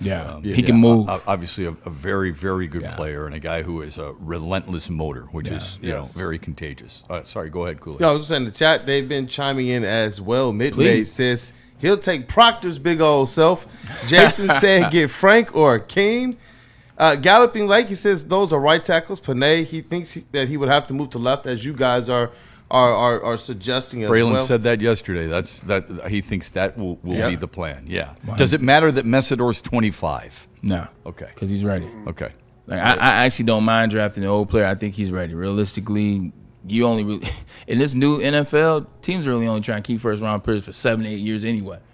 So you're talking about 25. He's ready to go now. Mentally, the maturity level is there. Guys are getting paid in college. I think it's different. You see Miami and what Mario Cristobal has done. I think he'd be one of those guys, the type of player that you're wanting to bring Top 5 in sacks, tackles for loss, and pressures last year in college football. So it's a legitimate reason to take a guy like that. Go ahead, Kool-Aid. Sorry. Oh, no, just a few more here from the chat. There's a few here who they wouldn't mind seeing the Lions take the guard. Greg Thomas says we need a guard. Mazed Up says definitely a guard in the first round. But then Mazed Up, he says that because he believes it's actually going to be a deep edge draft. And that's what I wanted to ask you, Bray. Is this one of those drafts where you can definitely get some rotation pieces at the edge? Or when you're looking at Messidor, is there a fall off after that top end talent when you're talking about Messidor as one of those edges? Yeah, if you're talking about getting a guy in the second and third round, there's a definite fall off until what I believe Messidor can be for 7 to 8 years. Like I believe he would be a great compliment. But when I say compliment, it doesn't have to be Batman and Robin. Like his compliment, he can mess around and be Green Lantern if you want him to. So I think that's where it's at with him. Yeah, you can get some guys in the not us. We can get some guys in the third, the fourth. But I'm looking for a guy that's going to be here. I'm looking for a staple. I'm looking for a guy that's going to meet Aiden at the quarterback for the foreseeable future, if you will. But none of these are bad picks, by the way. No, there's no wrong answer. So, yeah, if you're talking about if you want to go Caden Proctor, if you want to go Frank, if you want to go Ione, I said that fast, and I know I said it wrong. If you want to go with the guard out of PSU for right now, remember when Tua's name first came out? Yeah. For a very long time, it was like nobody knew how to say it, and eventually they called on. I will get this. I promise you. I think it's now it's easy to say. Yeah, you're right. I think it's the first name more than anything else. I just wait for the player to say it. Let the player tell me how to say his name, and I'll go from there. Go ahead. So all these players are very valid at the first round pick. For me, I'm gonna just go with Messidor. Now, let's move on to the second round. Okay, can I just say one more thing? Please. Like that Keldrick Falk kid from Auburn, long. He's a pass rusher. He's an edge guy. I think a lot of this depends on your scouting department and where they view them going. Okay, if you can get Keldrick Falk, for example, at 70, then maybe that's why I go with the guard. But if you think there's going to be a run on those high-end edge rushers, I might rethink my process. Go ahead. All right, here we go. Second round. Now, this is some names. Obviously, there's also some old lineman names, but I stayed away from the old linemen. Figure we have a little bit. You like the hard names. You said what? Oh, I'm not even trying. Yeah, what's Max's last name? No, his name is Max. I don't know what the hell y'all talking about. Max from Arizona State. Shout out to Arizona State, who got a big win over Kansas yesterday. I don't know what the hell Kansas is doing. Yeah, well, Bill Self got ejected. He did, and then they just fell apart. It's funny. They're Funny. Not a big fan. Same. Yeah. Same. They won a national championship, and then they got indicted, and then they beat the indictment somehow. I was like, all right. Anyway. That didn't surprise anybody in the college basketball space at the time. I can promise you that. Okay. So here you go. You got some players. You got Max from Arizona State, defensive tackle. One thing about him, not necessarily as fast as the other guys, but when you talk about physical, you talk about power, and talk about taking up space, which a lot of times you want your defensive tackle to do. Boom. We talked about D'Angelo Pons. You guys have watched D'Angelo Pons. Physical, aggressive, and a really good man-to-man corner. We know who likes to play man-to-man, and that is everyone that has ever been a defensive coordinator for the Detroit Lions. And then let's go. Jennings Dunker. It's the all-hair team. 100%. He's an Iowa guy. You know how we feel here about the Iowa guy. Is he Except Riley Reef. Except Riley Reef. Offensive tackle. Don't know much about him. Didn't get a chance to watch a film on him, but I will say this. A lineman from Iowa, I know the boy can block. He get his hands on you. Usually pretty damn good, right? I played against Robert Gallery. Well, I didn't play Gallery. Against him, but obviously Robert Gallery went number 2 in the 2003 draft. I want to say it was Carson, Gallery, Fitzgerald. But he was a monster. So some boards don't have him very highly high. rated. Yeah. Especially as a second round pick. I think people love the mop, the look more than the look and the tradition of Iowa. Okay, Iowa's known for their tight ends. They're known for their offensive linemen. And defensive line. Lately, they're known for a lot of their defensive lines too. DB too. That would concern me a little bit. All right. Okay. Malachi Lawrence, defensive end out of UCF. Yeah. Not much film on him. And then Jadarian Price, who was Notre Dame's number 2 running back. Bigger, tight back, also blazing speed for the size that he is. 645 yards, what he had last year. 785 yards is what he had the year before. He can get in the end zone. He can punch it in from deep, or you can punch it in from the goal line. So that's what you look at in a running back. I don't even know why I gave you the synopsis on the running back, because I know nobody in the chat is trying to get a running back with the second pick in the draft. Shep, what say you on the given talent for the draft, the position? What are you looking at? Yeah, so not thrilled with all of them, quite honestly. The Detroit Lions select. Thank you, Roger. Go hug somebody, and then a year later they're going to tell you how much they can't stand you. So, probably not enamored with any of the 5. I would probably have to go off the board there. Yeah, trade the pick. So, or go get somebody other than, as I mentioned, like a Keldrick Falk. Right. If I think he's going to be around in the second round. Yeah, that's where I would probably go. Yep. Also, too, this should say 3rd round. Oh, that should say 3rd. That should say 3rd round. That's a little different. That should say 3rd round for the Lions. Okay. My apologies. Yeah, so these are the right names. Yeah. It's the wrong round. Yeah. So there's going to be a 3rd round where you know me, I don't go based on just need. But at some point, you're going to have to address your secondary issue, whether that be a safety or corner. I'm not so sure. So I don't know what corners are 3rd round picks. I don't know if Julian Neal out of Arkansas is one of those guys, and he's a big guy. He's 6'2", 210 pounds. But at some point, you're going to have to at least take a glance at something like that. And that's why we said we don't know what the David Montgomery trade is going to be until we understand how they're going to utilize that. That 4th That definitely is a piece. That is not a draft position, ladies and gentlemen. That's a piece. I think that is a package piece to get into the second round where the Detroit Lions would take their safety. Like, I think that's what you're looking at from the Lions. They will get into that second round. One thing about Brad, want to give him some credit. Here's credit. He knows how to package picks and move up to spaces and places that he wants to be. I guarantee you that fourth round is to get to the second round where they can get that safety. The reason I bring up a Julian Neal is just because the comp with him is a Joey Porter Jr., okay? Yeah. He's an aggressive guy. He tackles. He's not afraid to tackle. I wouldn't call him super fast. I think he ran like a 4.45 at the combine. I'll have to double down on that. But he's played a lot of games. He's played a lot of games in college. I think he's seen a lot of things. So he's just a taller, more physical corner. But if you said to me, I want somebody who's got better speed than that, I would understand it. Yeah. It's just a name that I thought might be available in the mid-rounds for Detroit. Just some mock draft fun. It's good. It's good. For the Detroit fan base, if you will, seeming as though it seems like the draft is the only place where we're going to get talent these days. I love that. I mean, it's great stuff, and at least you're throwing some names out there that some fans might not be totally familiar with. Yeah, getting hit, definitely. And, the chat has been active and putting out there what they would like to see as well. And so it's interesting to see where Brad Holmes go with this. But chat family, continue to hit that like button, continue to hit that poll as well. But I see you, T. Twart. He says guards are available everywhere. He thinks tackles are not. I'm trying to look through here and find some of these best ones from the people.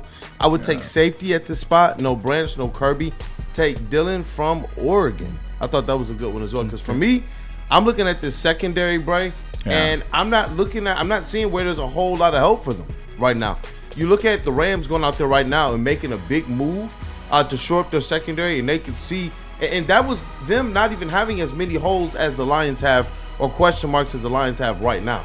Yeah. And so I am intrigued a lot about whatever the secondary options are for the Lions, because I get it. Going out there getting that edge will help them, but there is a lot missing right now if you got these injuries going into next year. 100%. Look, there's some websites that have Dunker as a guard that he could play either, but I mean there's some versatility there, which means that's a really good sign. It means but when people say, well, you can get guards everywhere, I completely disagree with that. All right, it's one of those positions, I think, until it's gone, not to sing a Bon Jovi song, but you don't know what you have until it's gone. And when I'm drafting in the first round, or I'm drafting in the second round, I want guys who are going to be staples of my football team. This is just a philosophy. I'm not saying I'm right. It's a philosophy. I want a plug-and-play guy, and I don't have to worry about it for a while. So Jeff Hardings was like that.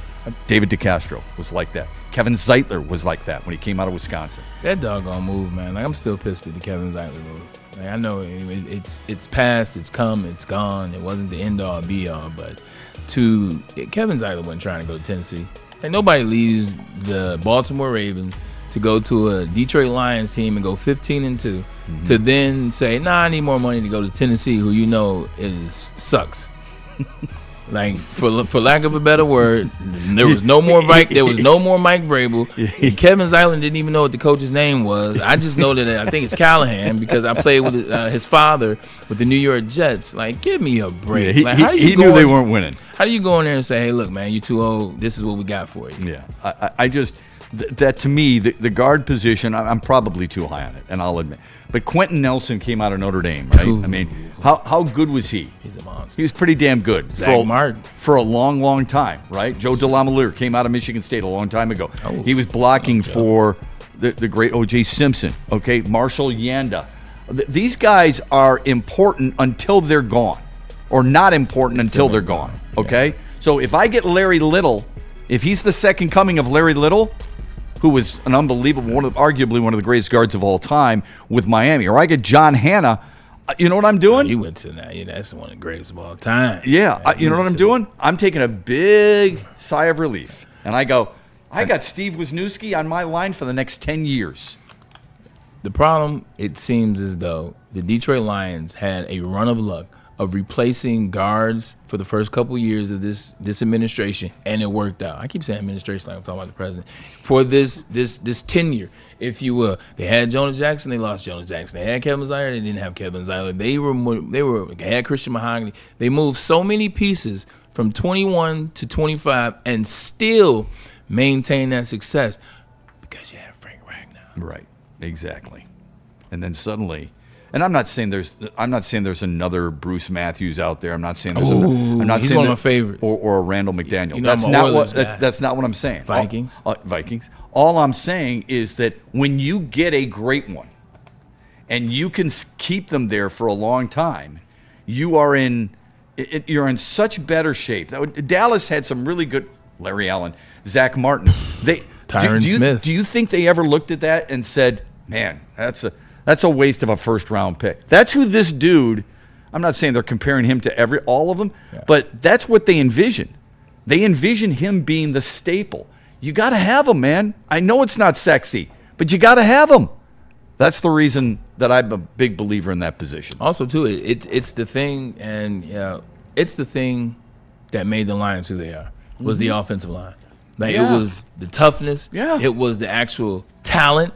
It was the ability. It was them working in sync. Like, they weren't just a bunch of fat guys that were out there, and it worked. They're athletic. They're knowledgeable. They're smart. They played together. They were legit. They were relentless. Like, they were selfless, if you will. When did you bag on the Lions last year? You told me the Minnesota game revealed something. And you said, I can't believe how much pressure they got up the A-gap. Okay? Yeah. When you got guys splitting the center and the guard on both sides, and they're doing it consistently, and they basically told you this is we're going to do it, and they did it again in Minnesota, and you didn't have the talent to do it, and now suddenly you got to find a way to get the talent to do it, and you do that through a number of different ways. If you ain't going to sign a free agent, then you better draft, and you better draft a son of a gun. And that dude's a son of a gun. Also, too, it goes back to this, and I'll say it this way, and we've been saying it this way. The Lions are a team that has, at the skill position, they have enough. We've seen what they can do when they have the right offensive line. We've seen what they're doing when they have the right coaches. We've seen what they have when they're in unison. The Lions have enough as it relates to the positions that you really are looking for. Now you just got to provide the offensive line. Like, why play with the offensive line? Why play with the pieces that you need to get to the Super Bowl? You guys were close in 2023. Now you were that close in 2023. Like, don't let that fade away because, like, oh, well, we'll just trust the draft. Let me give you just picture this. Close your eyes. You got Penny Sewell. You got Tate Ratledge after a second year, and it was a pretty good first year. You sign Cade Mays as your center. You get the best left guard in college football. You've got Taylor Decker on the left side. How much better is your offensive line? Head and shoulders. You feel like it's almost the equivalent of what it was 2 years ago. And it's one draft pick, and it's one free agent signing. I'm not saying it's easy, okay? Please, don't think that, oh, Shep, you just think you're a GM. No, I'm just saying those moves solidify, and you feel like who you were 2 years ago. You have recreated your identity. And it's just with a bunch of guys who fart in a huddle and barely talk to the media. It's okay. Just because they're not going to be seen on highlights on a regular basis doesn't mean they're not going to be really important to your football team. That's all I was saying. All right, we will shift gears. Thank you. I appreciate that bell. Ding, ding, ding. Here's a message from the massage chair. I know that you guys want relaxation. I do. I know exactly where you can get it. It is a massage chair house. So go ahead and scan that QR code and get a jump on this information. If you're looking to take relaxation to the next level, visit Massage Chair House in Bloomfield Hills. It is the largest massage chair showroom in the Midwest, featuring top-tier brands like Infinity and Osaki. Once again, Infinity and Osaki. You want to know those, so when you go for your visit, you can test those chairs as well. Experience the difference with Dr. Eric Duncan, the Wellness Doc, and creator of the #1 YouTube channel for massage chair reviews at The Wellness Doc. Book your visit today at massagechairhouse.com or simply scan the QR code on your screen. Massage Chair House, your ticket to ultimate recovery and relaxation. Listen, man, it's okay to share some of the troubles that you might have in life because it's real. We talk a lot about signing players and trading players and drafting players and wins and losses and the pressure that players feel. Well, we know that you have pressure too, and so does Pure Psychiatry. They provide personalized psychiatric care designed specifically for you, the individual. You're not alone, and you're not a cookie cutter. It's unique to who you are and what you're dealing with 16 locations and 2 in Ohio. If you've been thinking about taking that first step, visiting somebody who might be able to help you and ease some concerns, go to PurePsychMI.com today. Find your sun with Sun Cruiser Vodka Iced Tea. Made with real iced tea and real vodka. Cold, refreshing, and made for moments like these all year long. Let the good times cruise with Sun Cruiser. It's game on at Art & Jake's. Wings, burgers, pizza, and ice-cold drinks served up with attention to detail. Wall-to-wall TVs, great service, and a vibe that keeps your crew coming back. Art & Jake's, a sports bar setting with a fine dining flavor. Big injuries, big news. Twice a week, Dr. Jeff Pierce from Michigan Sports and Spine joins Woodward Sports Network for the Injury Insider Report. Big D Energy Tuesdays at noon. Braylon Edwards and Shaq Thursdays at 3:30. Get expert analysis and in-depth breakdowns on the latest sports injuries from the man trusted by top athletes in the community, like D-Mac. Whether it's the Lions, Pistons, Tigers, or Red Wings, Dr. Pierce talks us through it all. Don't miss the Injury Insider Report with Dr. Jeff Pierce, your go-to source for understanding the impact of injuries on the games and players we love. Only on Woodward Sports Network. Scan the QR code on the screen or go to MichiganSportsandSpine.com to see if Dr. Jeff Pierce can help you. Planet Fitness now has even more best-in-class strength equipment. Join today for $1 down and save. We're stepping it up. We're not slowing down. Finding new faith, new focus. Love that new equipment smell. So, you in? Join the club today. Save when you join for just $1 down, $15 a month. Planet Fitness. We're all strong on this planet.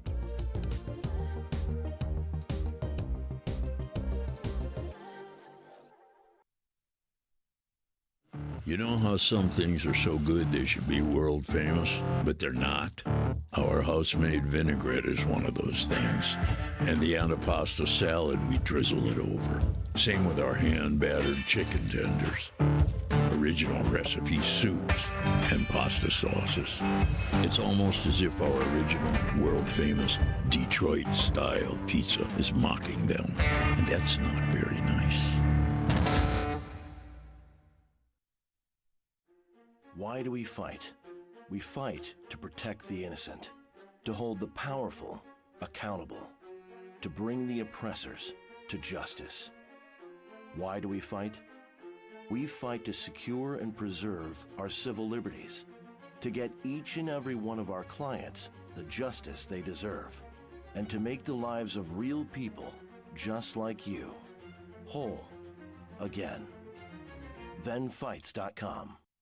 To any Lady Jane's Haircuts for Men and claim your throne for a king's treatment from one of our talented stylists. Open 7 days a week, walk in anytime. Just get to a Lady Jane's today and receive a precision haircut, scalp massage, hot lather neck shave, and a hot towel treatment. A haircut should not be a chore. It should be an experience. And that's exactly what Lady Jane's has to offer. Open 7 days a week, walk-ins are always welcome. There's always a location near you. Lady Jane's Haircuts for Men, it's wicked awesome. Like a frostbite straight from the divine. Cold rush on my skin feels so fine. Muscle freeze, the ache. No side effects, no mistake. Chill sub-zero. Icy and true. Feel the chill. It's all for you. It's not magic, just science play. Chill sub-zero. Thank you to all the fans for making Woodward Sports your #1 online destination for Detroit sports. We promise not to drop the ball. Head to WoodwardSports.com and click on Shop. Get the latest in Detroit sports apparel and exclusive Woodward Sports gear. WoodwardSports.com can get the whole team outfitted. Love the Pistons, Red Wings, and Tigers? We got something for you, too. Shop online at WoodwardSports.com.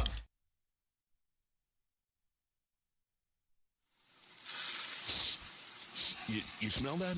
That's Brad Holmes cooking. And the off-season smells good. Woodward Sports.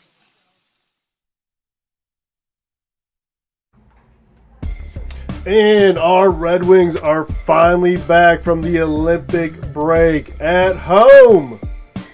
Get that Caesars Sportsbook app, y'all. You can place any bet up to $1,000, and if you lose, you get that bet back. All you gotta do is scan the QR code, enter the code Woodward1000, and if your first bet doesn't hit, you'll get your deposit back up to $1,000. That's right, $1,000 just for giving it a shot. Minimum bet 20 bones. Download the Caesars Sportsbook app today, the official sportsbook of Woodward Sports. Use code Woodward1000 or scan the QR code on the screen. We're on hump day. We're getting closer to the weekend. And you know what that means? That means Sam Adams cherry wheat will be flowing. Light, refreshingly brewed, and brewed with Michigan's real cherries. Smooth enough to sip all game, whatever game it is you may be watching. And when we want you this Sunday in Northville for sure, we want you at Art and Jake's, because that's where the Woodward Sports Gang will be. And that's where you can watch Michigan and Michigan State clash. And knowing that, Sam Adams cherry wheat is riding shotgun for that whole thing right there at Art and Jake's. Enjoy, but please drink responsibly.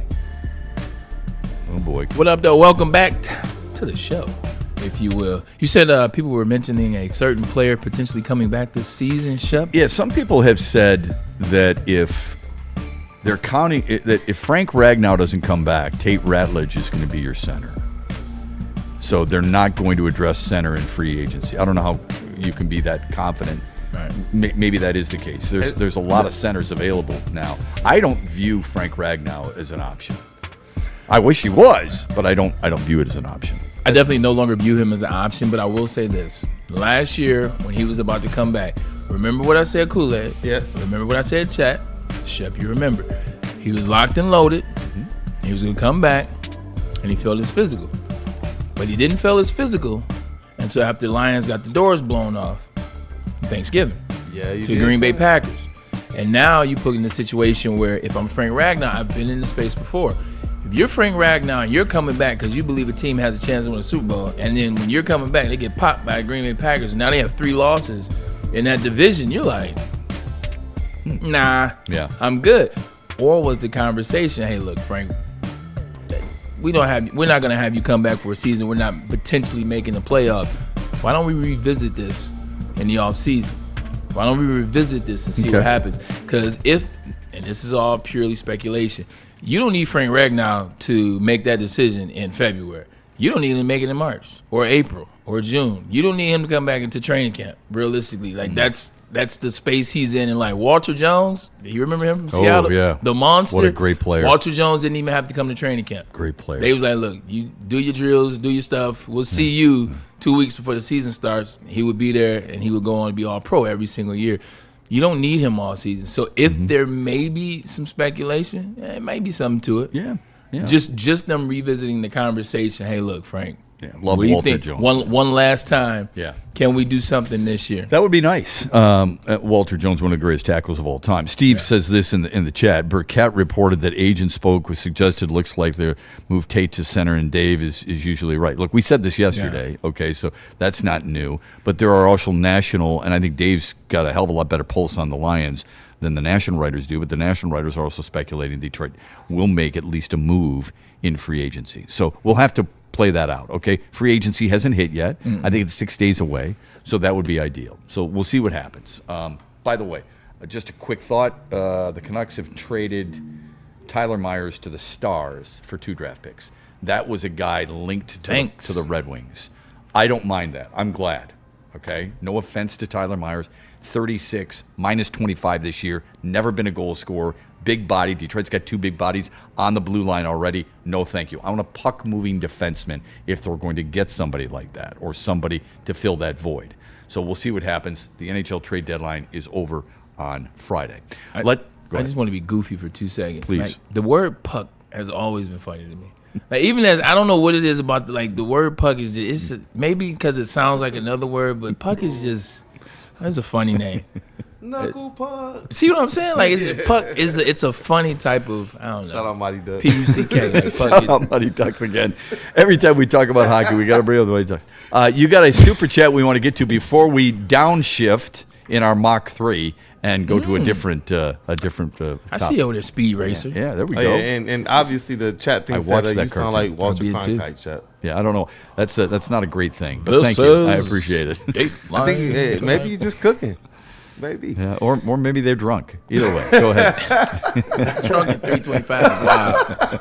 on a Wednesday. Hey, on a Wednesday. I was gonna say that. USA plays on Friday. Maybe. You know. Look, I like these. These are two I'm gonna read real quick. One from Randall Smalls, $2 super chat. He says he's taking the Toledo safety, and one later as it relates to that secondary. He wants to see the Lions beef up.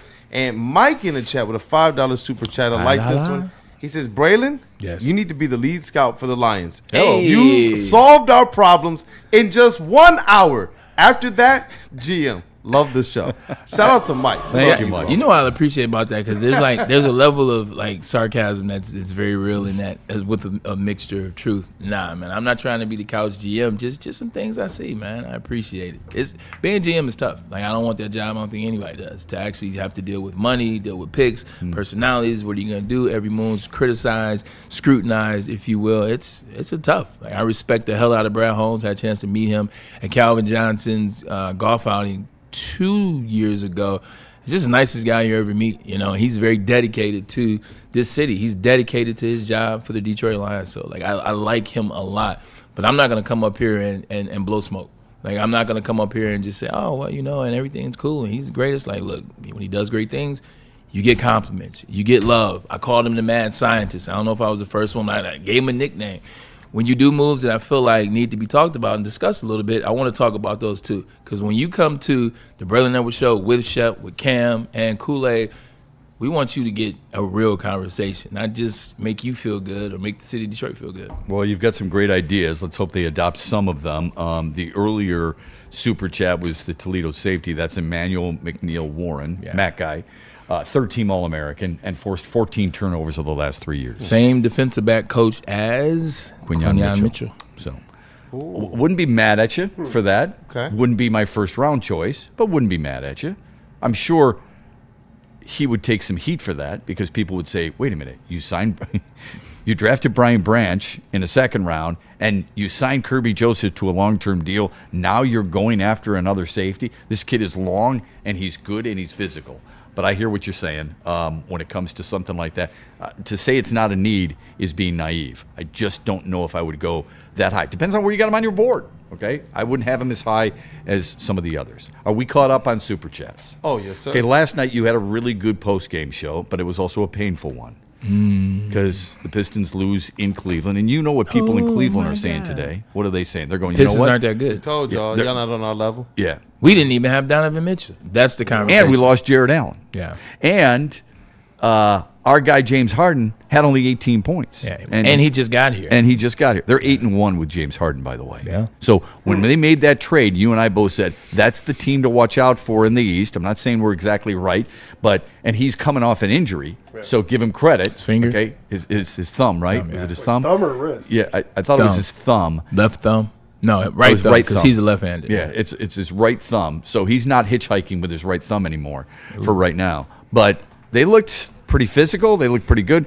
Detroit with 13 turns. I keep getting reminded of our conversation a couple of weeks ago. I love Cade Cunningham. You know that. I think he's the MVP. You know that. I think he's an all-world guard. You know that. 10 points ain't going to cut it. This team is not built that way. He has to score more. I don't care what he shoots. 4 for 16, fine. Get to the line 10 times. Okay? 20 points makes a huge difference instead of 10. It doesn't matter. Kool-Aid brought it up. Did you see the numbers that Jaylen Brown had the last time the Pistons played the Celtics? He wasn't shooting very well from the floor. We said, you're right. 32 but he pumped points. in 32. Okay? Yeah. Cade Cunningham, I don't expect him to average 25.5 like he did last month, and that's why he was named Conference Player of the Month. But he's got to score more than 10. I know it's a heavy load, but it's a true load. I'll take you on further. In a game last night, the way that offense was kind of just bogged down, and you could see it in certain spurts of that game. I think that he not just needed to score more than 10 points, but needed to be what we saw against the Knicks when they played at Madison Square Garden. He took over that game because the offense was just kind of putting along. In that game last night, we said it early in the stream. I said, you know what, we're going to need the K that gets to his spots in those mid-ranges and gets those opportunities. We can put his back to the basket. So we're defending him with 6'4" and shorter guys. And do work, and he just never could get to that rhythm and get to that spot. And I don't know quite what happened. He had some looks, but he never quite went to it as he did against the Knicks. Say something bad about him. Needs to be. Say what's the worst thing about Cade Cunningham? Here's what I think it is. While you think about it, I think he's too unselfish. Yeah, that's a good thing, by the way. You know, when you're in a job interview and they say, "Tell me a negative trait about you," that's a good thing. He's too unselfish. I want him to be more of a son of a bitch sometimes and say, "You know what? Sorry, I know you guys are struggling." Duncan Robinson, hey, great, you had 2 blocks. I'll take 2 threes instead, if that's okay. Like when we watched the All-Star game, ding ding. Well, when we came in, you're absolutely correct. When we came in the Monday after the All-Star game, you're absolutely correct. I remember having this conversation. I said, "Look, man, like." Cade enjoyed getting people involved. He enjoyed leading by example. He enjoyed playing on both ends of the court versus getting to the hoop, putting the ball in the basket like Anthony Edwards. Anthony Edwards like, shoot, they came to see me. Yeah. They came to see the show. I'm going to give you 40 like you did last night. That was freaking insane. Yeah. He's balling right now. But you want him to have a little bit more of Anthony Edwards. Just add a little bit more to that. Not his game, his aggressiveness, his getting to the basket, knowing when. You know what? Sometimes I'm coming down as soon as I get the ball. Like there are no 4 other players on the court. It's okay. Like sometimes there's no 4 other players on the court. It's just you. It's the hoop. However you want to put the ball in the basket or get it there, that's on you. When you're as good as you are, Kay, that's your right. When you lead a team like you do, that's your right. When you make the money you do, we expect that's what you're gonna do. So just be a little bit more aggressive. Like to your point, and it's not even a bad thing. We're saying this because of how damn good you are. Yeah, amen. Be a little bit more aggressive. He never plays iso ball, ever. Nope. Okay?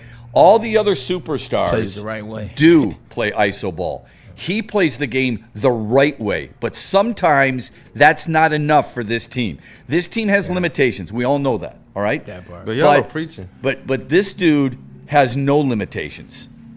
And he needs to play more like that. I've been saying this for years. I said he is the new 30-10 guy, and I know he can get and there. Been but he 3 years. probes a little bit too much in the beginning of these games. I really believe in the beginning when teams are filling things out, that's where I think he can catch people sleeping. Okay. That's where I believe, you know what, these teams start to ramp up their defense against you as that first quarter goes on. What if you start off the first quarter just off the rip going? Right. Because his guys were looking last night like 2 points in the second half, bud. Going. He had 2 points in the second half, and they came at the frickin' free throw line. Yeah. Like I'm gonna bring up a name. I know you don't like this guy. He's getting on my nerves as well. But it's LeBron James. I feel you, Chef. I absolutely feel you. How did LeBron James play that game? Like pretty much after year 4. Slow stroll. Let me figure the game out. Let me see what the pace is. Let me get my guys involved. Whether he was in Cleveland, whether he was in Miami with the big 3, psych. Whether it was back in Cleveland, whether it was in LA, it's always let me pucks around. Let me fill it out. Let me see what's good. Let me see who's hot. You can do that when you got 3 other All-Stars on your team. You can do that when it's AD. You can do that when it's D-Wade and Chris Bosh. You can do that. I can't even name. Oh, when it's Kevin Love and Kyrie Irving. You can do that. Damon Jones. Oh, sorry, bad example. What? Now, Damon Jones is one on the side taking all the pictures when they were doing all that, and then they got swept by the San Antonio Spurs. You can do that when you have 3, 4 superstars on your team. You can take the time to get them involved. But when it's you and Jalen Duren, but it's you on the perimeter, you can't play that way. Somebody in the chat said, and they took too many threes. Okay. That's every game now. Well, they took 24 triples. Do you know how many Cleveland took? That's not that many. Do you remember this? 33. 46. I don't like its threes or dunks either, okay? That's what I appreciate about Cade Cunningham. That's what I appreciate about it. Shai Gilgeous-Alexander, even though he gets to the line too often for my liking. Those guys are pure mid-range jump shooters. I like that Tobias Harris can do this. But in a game like last night where the other team's making 17 threes and you're playing catch-up and they're going to give you that 3, you got to knock them down. That's the difference. Here's a very stupid comment. Here's a very stupid question. Has it looked different since they played the Spurs 2 Mondays ago? And the reason why I say that, They lost to the Spurs. They got out physical against the Spurs. Correct. They turned around against a substitute OKC team, struggled at the very end, almost put themselves in a situation for that to be an overtime game. Then they had the wonky finish in Cleveland last Friday. Then they struggled against the Magic in the first half, if you will. Yeah, first half they did. Yeah. They turned it up, but the Magic. Okay, I won't say your favorite word. Struggled against the Magic. Fast forward, they lose to the Cavs with no Donovan Mitchell. This is all on the heels of losing to the Spurs. Has there been a change in the Pistons since that Spurs game? So I'll let Kool-Aid talk to this too, but I just wanted to say I have noticed it, and I think over this stretch, I'm not trying to be hyperbolic and overreact. The crazy thing is they got wins. Yeah. But they're like. But over this stretch, you have noticed how certain teams have played them differently. And what they're going to have to experience in the postseason. And are they going to be able to deal with it? The last thing I would say, and then I'll make way for Kool-Aid in the runway, Isaiah Stewart played 20 minutes, had 4 points and 2 boards. And he's going to have to round himself back in. But this is the reason why I was so upset. Same. Because he missed 7 games. He missed the All-Star game.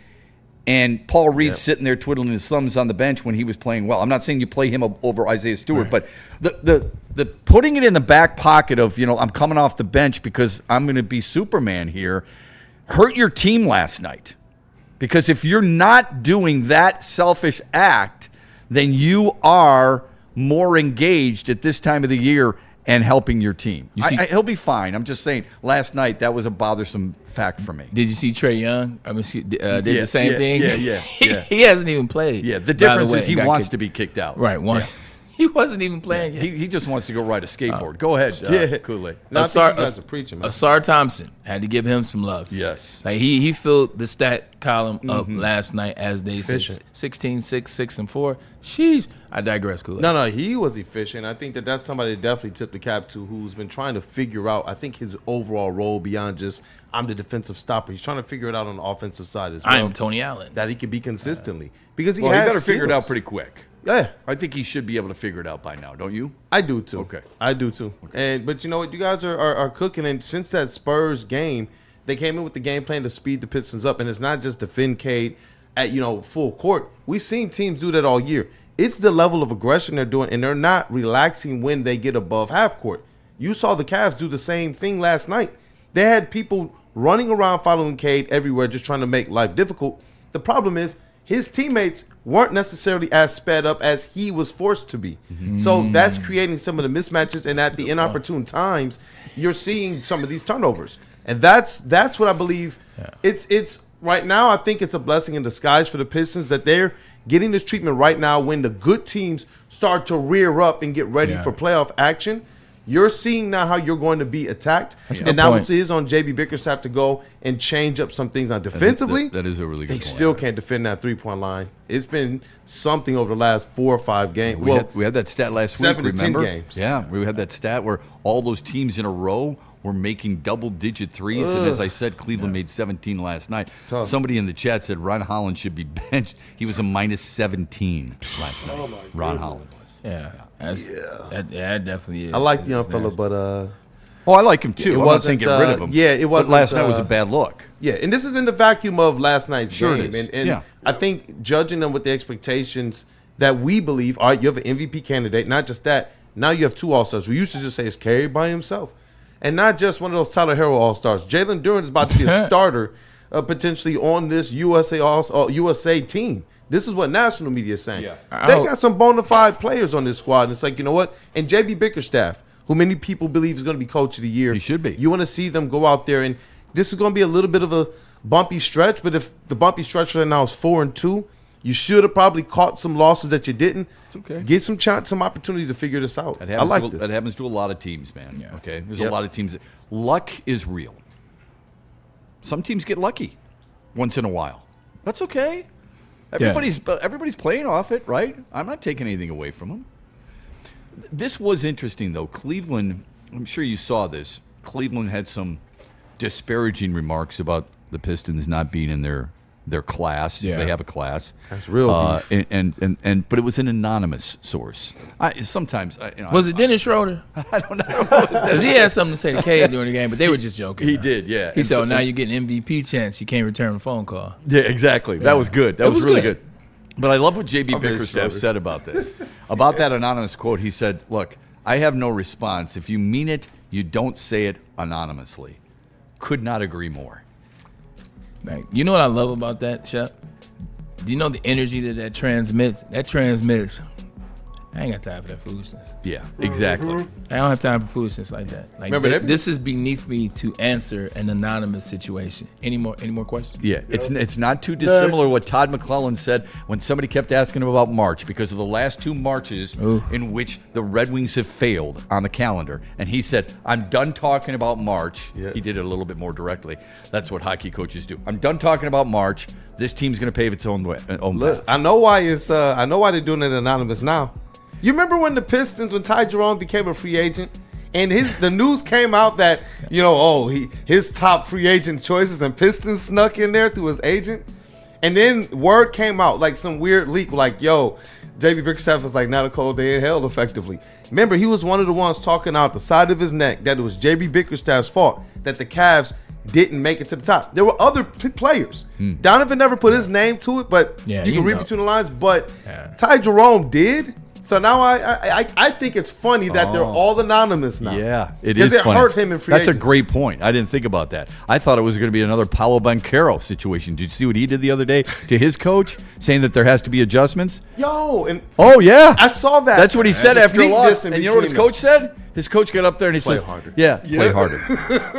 The problem is, and this isn't a new thing, because Magic Johnson got Westhead fired back in 1980. So, but players in that league, they have all the power. Mm-hmm. Like, you're not gonna win against a coach. Like, legitimately, coaches make $8 to $10 million, if you will. Players making 60, upwards of 70 this off season, $70 million. If the player got a problem with you, you ain't gonna be like for the guy you don't like now, Luka Doncic. Well, you know who's about to catch that axe.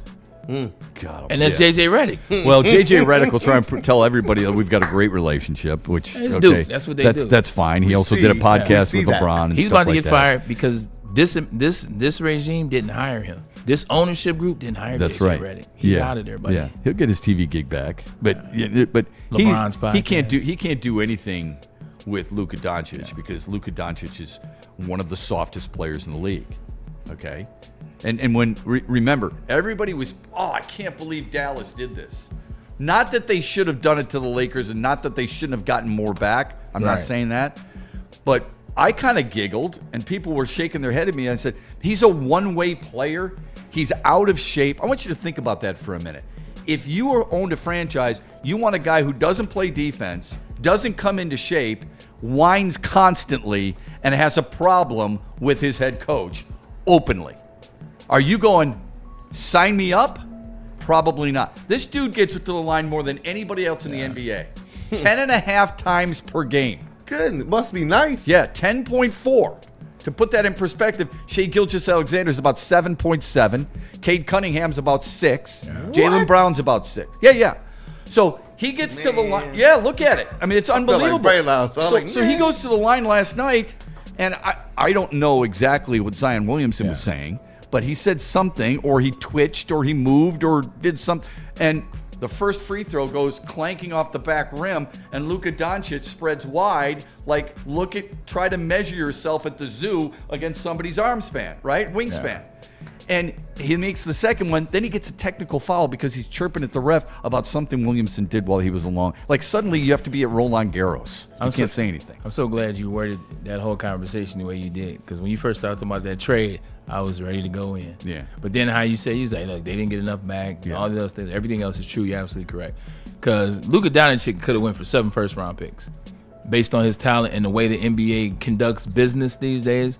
I'm not saying that I'd bring him for 7 picks and he doesn't play defense. The way they do business, Mikal Bridges went for 5 first-round picks. Right. Like, legitimately, the year before. It's so true. It's so the year true. before. Like, if you look back at that trade, what did Dallas really get for Luka Doncic? Because last time I checked, AD isn't even there anymore. And he got injured the first game he played in. Yeah. Cooper flag. They That's could have it. been like, bro, you guys And are that- putting and you said that right first-round away. picks in a trust for the next 20 years. Yeah. By the way, I was wrong. I said Shea Gilgeous-Alexander 7.7 free throw attempts per game. He's 9. 11. All right. It's 9 per game. Okay, but Cade is 6. Okay, so I just wanted to clarify that. That's a steep difference. Jaylen man. Brown's at 7 now. We can't. Okay. With that being said, we can't come up here and say he needs to be more aggressive, and then also be like, well, he's only at 6. The way to get more than 6 is being more aggressive. You're at the right. cup. You're right. Yeah. That's such a true. It's unfair on my part. He's at 6.6 according to Statcast. 6.6 free throw attempts per game. Still not enough, but you're right. If I'm going to sit there and complain, I want him to be more aggressive, almost more selfish, and he's not doing it. There's only so many times I can blame the referees for this. Okay, but Luka Doncic has no business whining. I mean, put a Kleenex box right next to his seat. We're back after this, after Dr. Pierce. He's talented. He's just a big whining too. Dr. Pierce, he is the guy that knows everything as it relates to the medicine.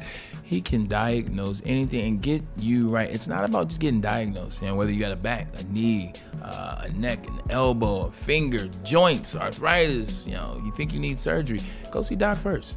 Let Doc diagnose you. Let Doc take a look at it. Let the people over at Michigan Sports and Spine, let them get you together. Because I've been there a couple times thinking it was other things and it ended up being something different. But they got me back right, and they got me back where I wanted to be. Scan the QR code or call that number, 248-426-9944. You know where you want to be. You want to be at Buddy's Pizza, whether it be lunch or dinner. They've got the original Detroit-style pizza, and they've got a whole lot more than that. Signature salads, home-style pastas, and the best catering you can find that'll give you a hell of a deal. If you're going to put together some type of catering event, you order $200 or more from Buddy's, and you use the promo code Woodward20, you'll save 20%. That's buddyspizza.com.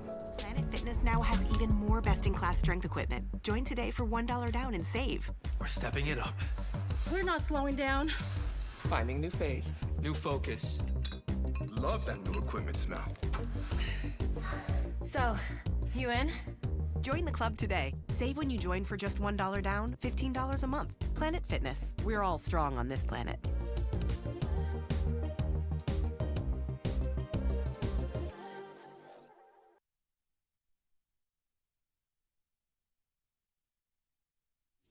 Big injuries, big news. Twice a week, Dr. Jeff Pierce from Michigan Sports and Spine joins Woodward Sports Network for the Injury Insider Report. Big D Energy Tuesdays at noon. Braylon Edwards and Shaq Thursdays at 3:30. Get expert analysis and in-depth breakdowns on the latest sports injuries from the man trusted by top athletes in the community, like D-Mac. Whether it's the Lions, Pistons, Tigers, or Red Wings, Dr. Pierce talks us through it all. Don't miss the Injury Insider Report with Dr. Jeff Pierce, your go-to source for understanding the impact of injuries on the games and players we love. Only on Woodward Sports Network. Scan the QR code on the screen or go to MichiganSportsandSpine.com to see if Dr. Jeff Pierce can help you. You know how some things are so good they should be world famous, but they're not? Our house-made vinaigrette is one of those things. And the antipasto salad, we drizzle it over. Same with our hand-battered chicken tenders. Original recipe soups and pasta sauces. It's almost as if our original, world-famous Detroit-style pizza is mocking them. And that's not very nice. Why do we fight? We fight to protect the innocent, to hold the powerful accountable, to bring the oppressors to justice. Why do we fight?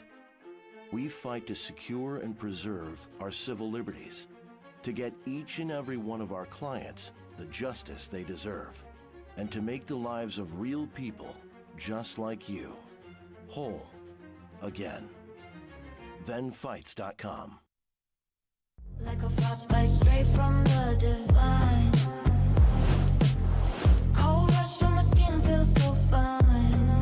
Muscle freeze, the ache. No side effects, no mistake. Chill sub-zero. Icy and true. Feel the chill. It's all for you. It's not magic, just science play. Chill sub-zero.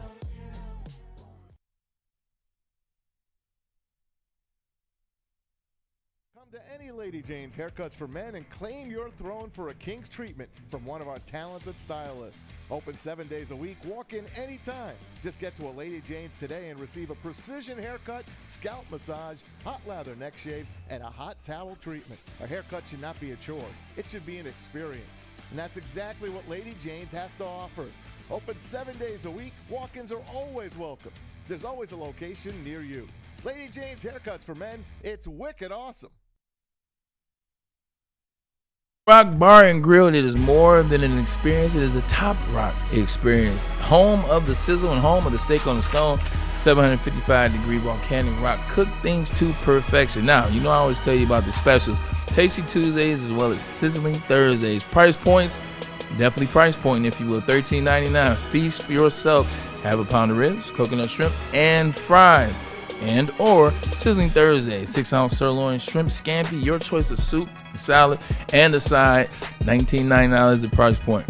They also have a lot of great things on that menu, whether it's Heartland, Novi, Ann Arbor, Davidson, Sault Ste. Marie, Portage, Utica. It doesn't matter. The results are the same. Excellent experience. In fact, it's a top rock experience. Excellent experience when you come to Lady Jane's because they don't waste your time. What they do is they ask you to sign in. That's easy. You do so with a Lady Jane's orange pen. It's really cool. Then, before you sit down, they take you to a very clean, very sanitized chair, wash your hair, cut your hair, and you are done. It's as simple as that. It's a great experience. It's a clean experience. It's a handsome experience. Lady Jane's Haircuts for Men. It's wicked awesome.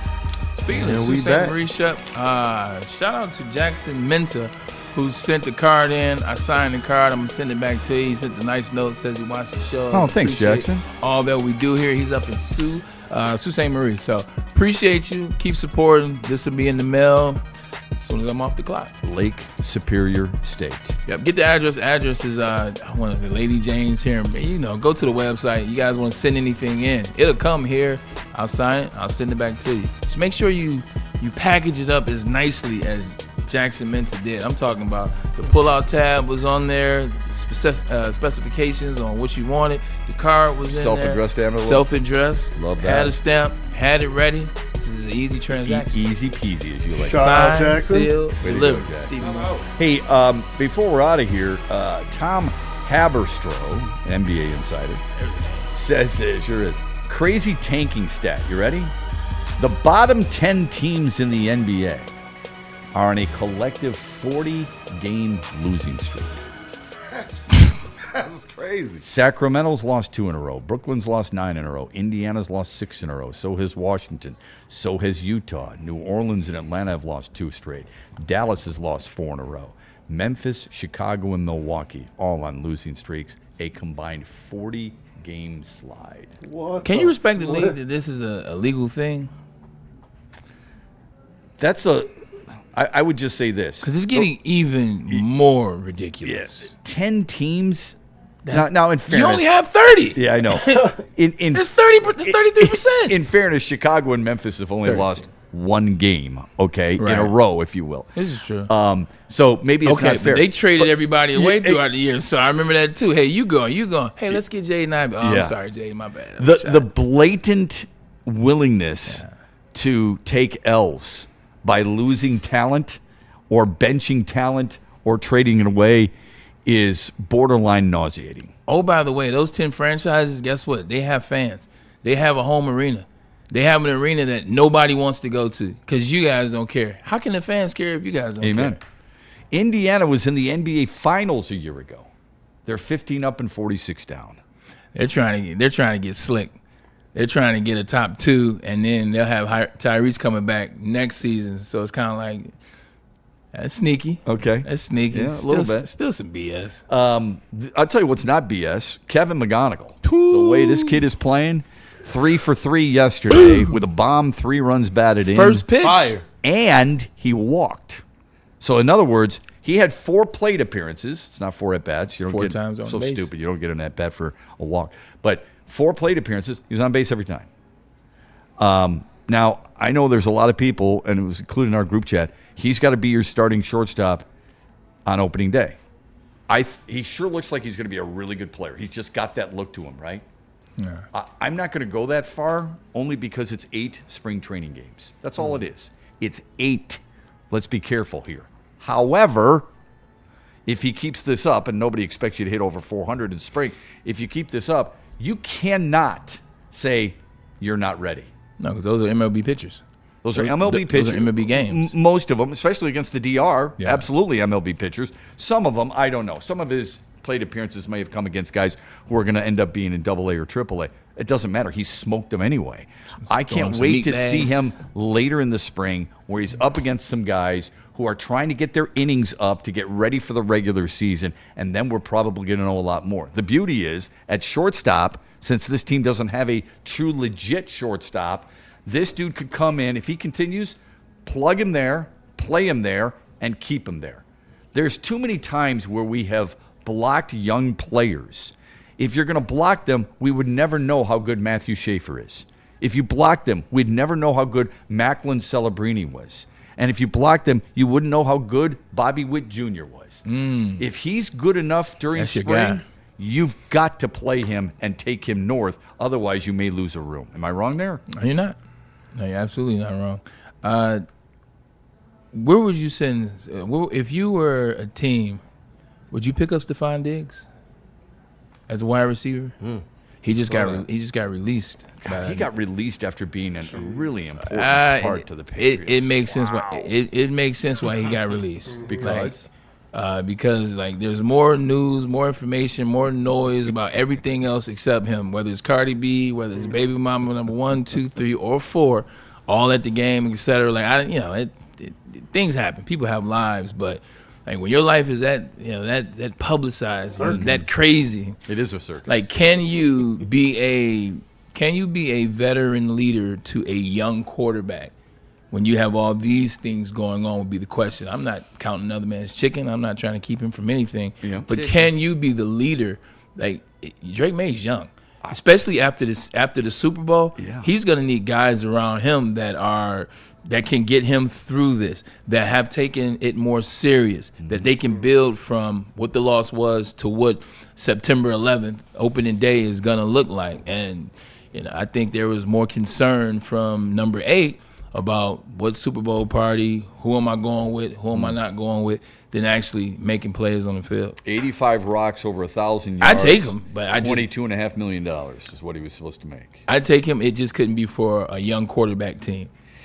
Okay, fair enough. And if I'm the Chiefs, I take him. I'm not going to disagree with any of that, but now you've got to find somebody for Drake May. He's got to throw to somebody, and it can't be Hunter Henry the entire time. He won't even be there. Okay, yeah, probably not. So you're going to have to address that issue. Wide receivers are and maybe that's part of the reason some people feel like New England, with a lot tougher schedule, we might add. Ooh, first place schedule. Right. Sheesh. A lot of people may think. I said they weren't going to make the playoff. That goes to support you. Okay, any super chats, Kool-Aid, before we're done? We're going to see if anybody snuck one in here, man. Shout out to the chat for being here and thank supporting you. us And today. they spent a lot of money last year too, Shep. I know they did. That's what people don't talk about. Everybody looks because the quarterback is year 2. It's like, man, and no. They spent $300 million last year, so it's not like they got a lot of money laying around too. Go ahead, Shep. No, cool. I was gonna say we all caught up on the super chats, but I wanted to tell the chat family thank you guys for supporting us today and smashing that like button. If you didn't get the opportunity to, go ahead and smash that like button before the end of the show. I love what people put in the chat because it really makes you think. Somebody was talking about the music during the game last night. Did anybody else notice that? Why do they play such loud music during action? Like, it used to happen when the game wasn't going on, and now that the game is going on, it's almost like you've got a DJ full time through the entire game. That's because we live in a world now where people have short attention spans. Like, we've always had short attention spans, but because of social media, because of COVID and those things, like, they have. And the reason why I say COVID is because people were locked into social media. People's attention span is like, you got 15 seconds. So when you're at games now, games get boring. If you're just sitting there, I don't care how good the action is. Music, like other forms of stimulation going, it keeps people engaged. It keeps the noise up. It seems like the atmosphere is more electric than it might be. Like, you got to keep people engaged. And I think music is kind of that thing to keep the stimulus. I like that. Yeah, I think you're right about that. The toe tapping is real. 100%. Right, isn't it? Yeah. Somebody had just released this on social media. Baseball's Greatest Moments is a pretty cool account that I follow, and they've been going through every team's greatest all-time lineup. And we'll get into that maybe tomorrow. Yeah, because they finally did the Tigers, and it's always been my contention that the Tigers' all-time lineup is as good as any baseball team in the history of the sport. I'm bringing in my all-time lineup tomorrow. So we will dive into Atlanta that tomorrow Braves. on the Braylon Edwards Show. I look forward to that. That'll be a lot of fun. And it'll be mine, too. So here's what I'm going to ask you to do, okay? And we're going to have rapid fire tomorrow as well. I'm going to ask you to bring in your all-time Tigers lineup and one other team. So he's got the Braves. Yes. Kool-Aid will pick a team, and it can't be the Pistons of 2026. Cam will pick a team. It could be from Austin, Texas. Or I don't Ann Arbor. care. Pick one. Go Blue. And we'll talk about it tomorrow on the Braylon Edwards Show. Don't forget the heavyweights. Man, they beat us, man. Don't be talking about no hook 'em horns. I was supposed to be Rose Bowl MVP. Bench Young. Damn it. See you. Looking for your daily sports fix? Look no further. Join Braylon Edwards, the University of Michigan legend. Lofting it right corner of the end zone for Braylon, up in the air.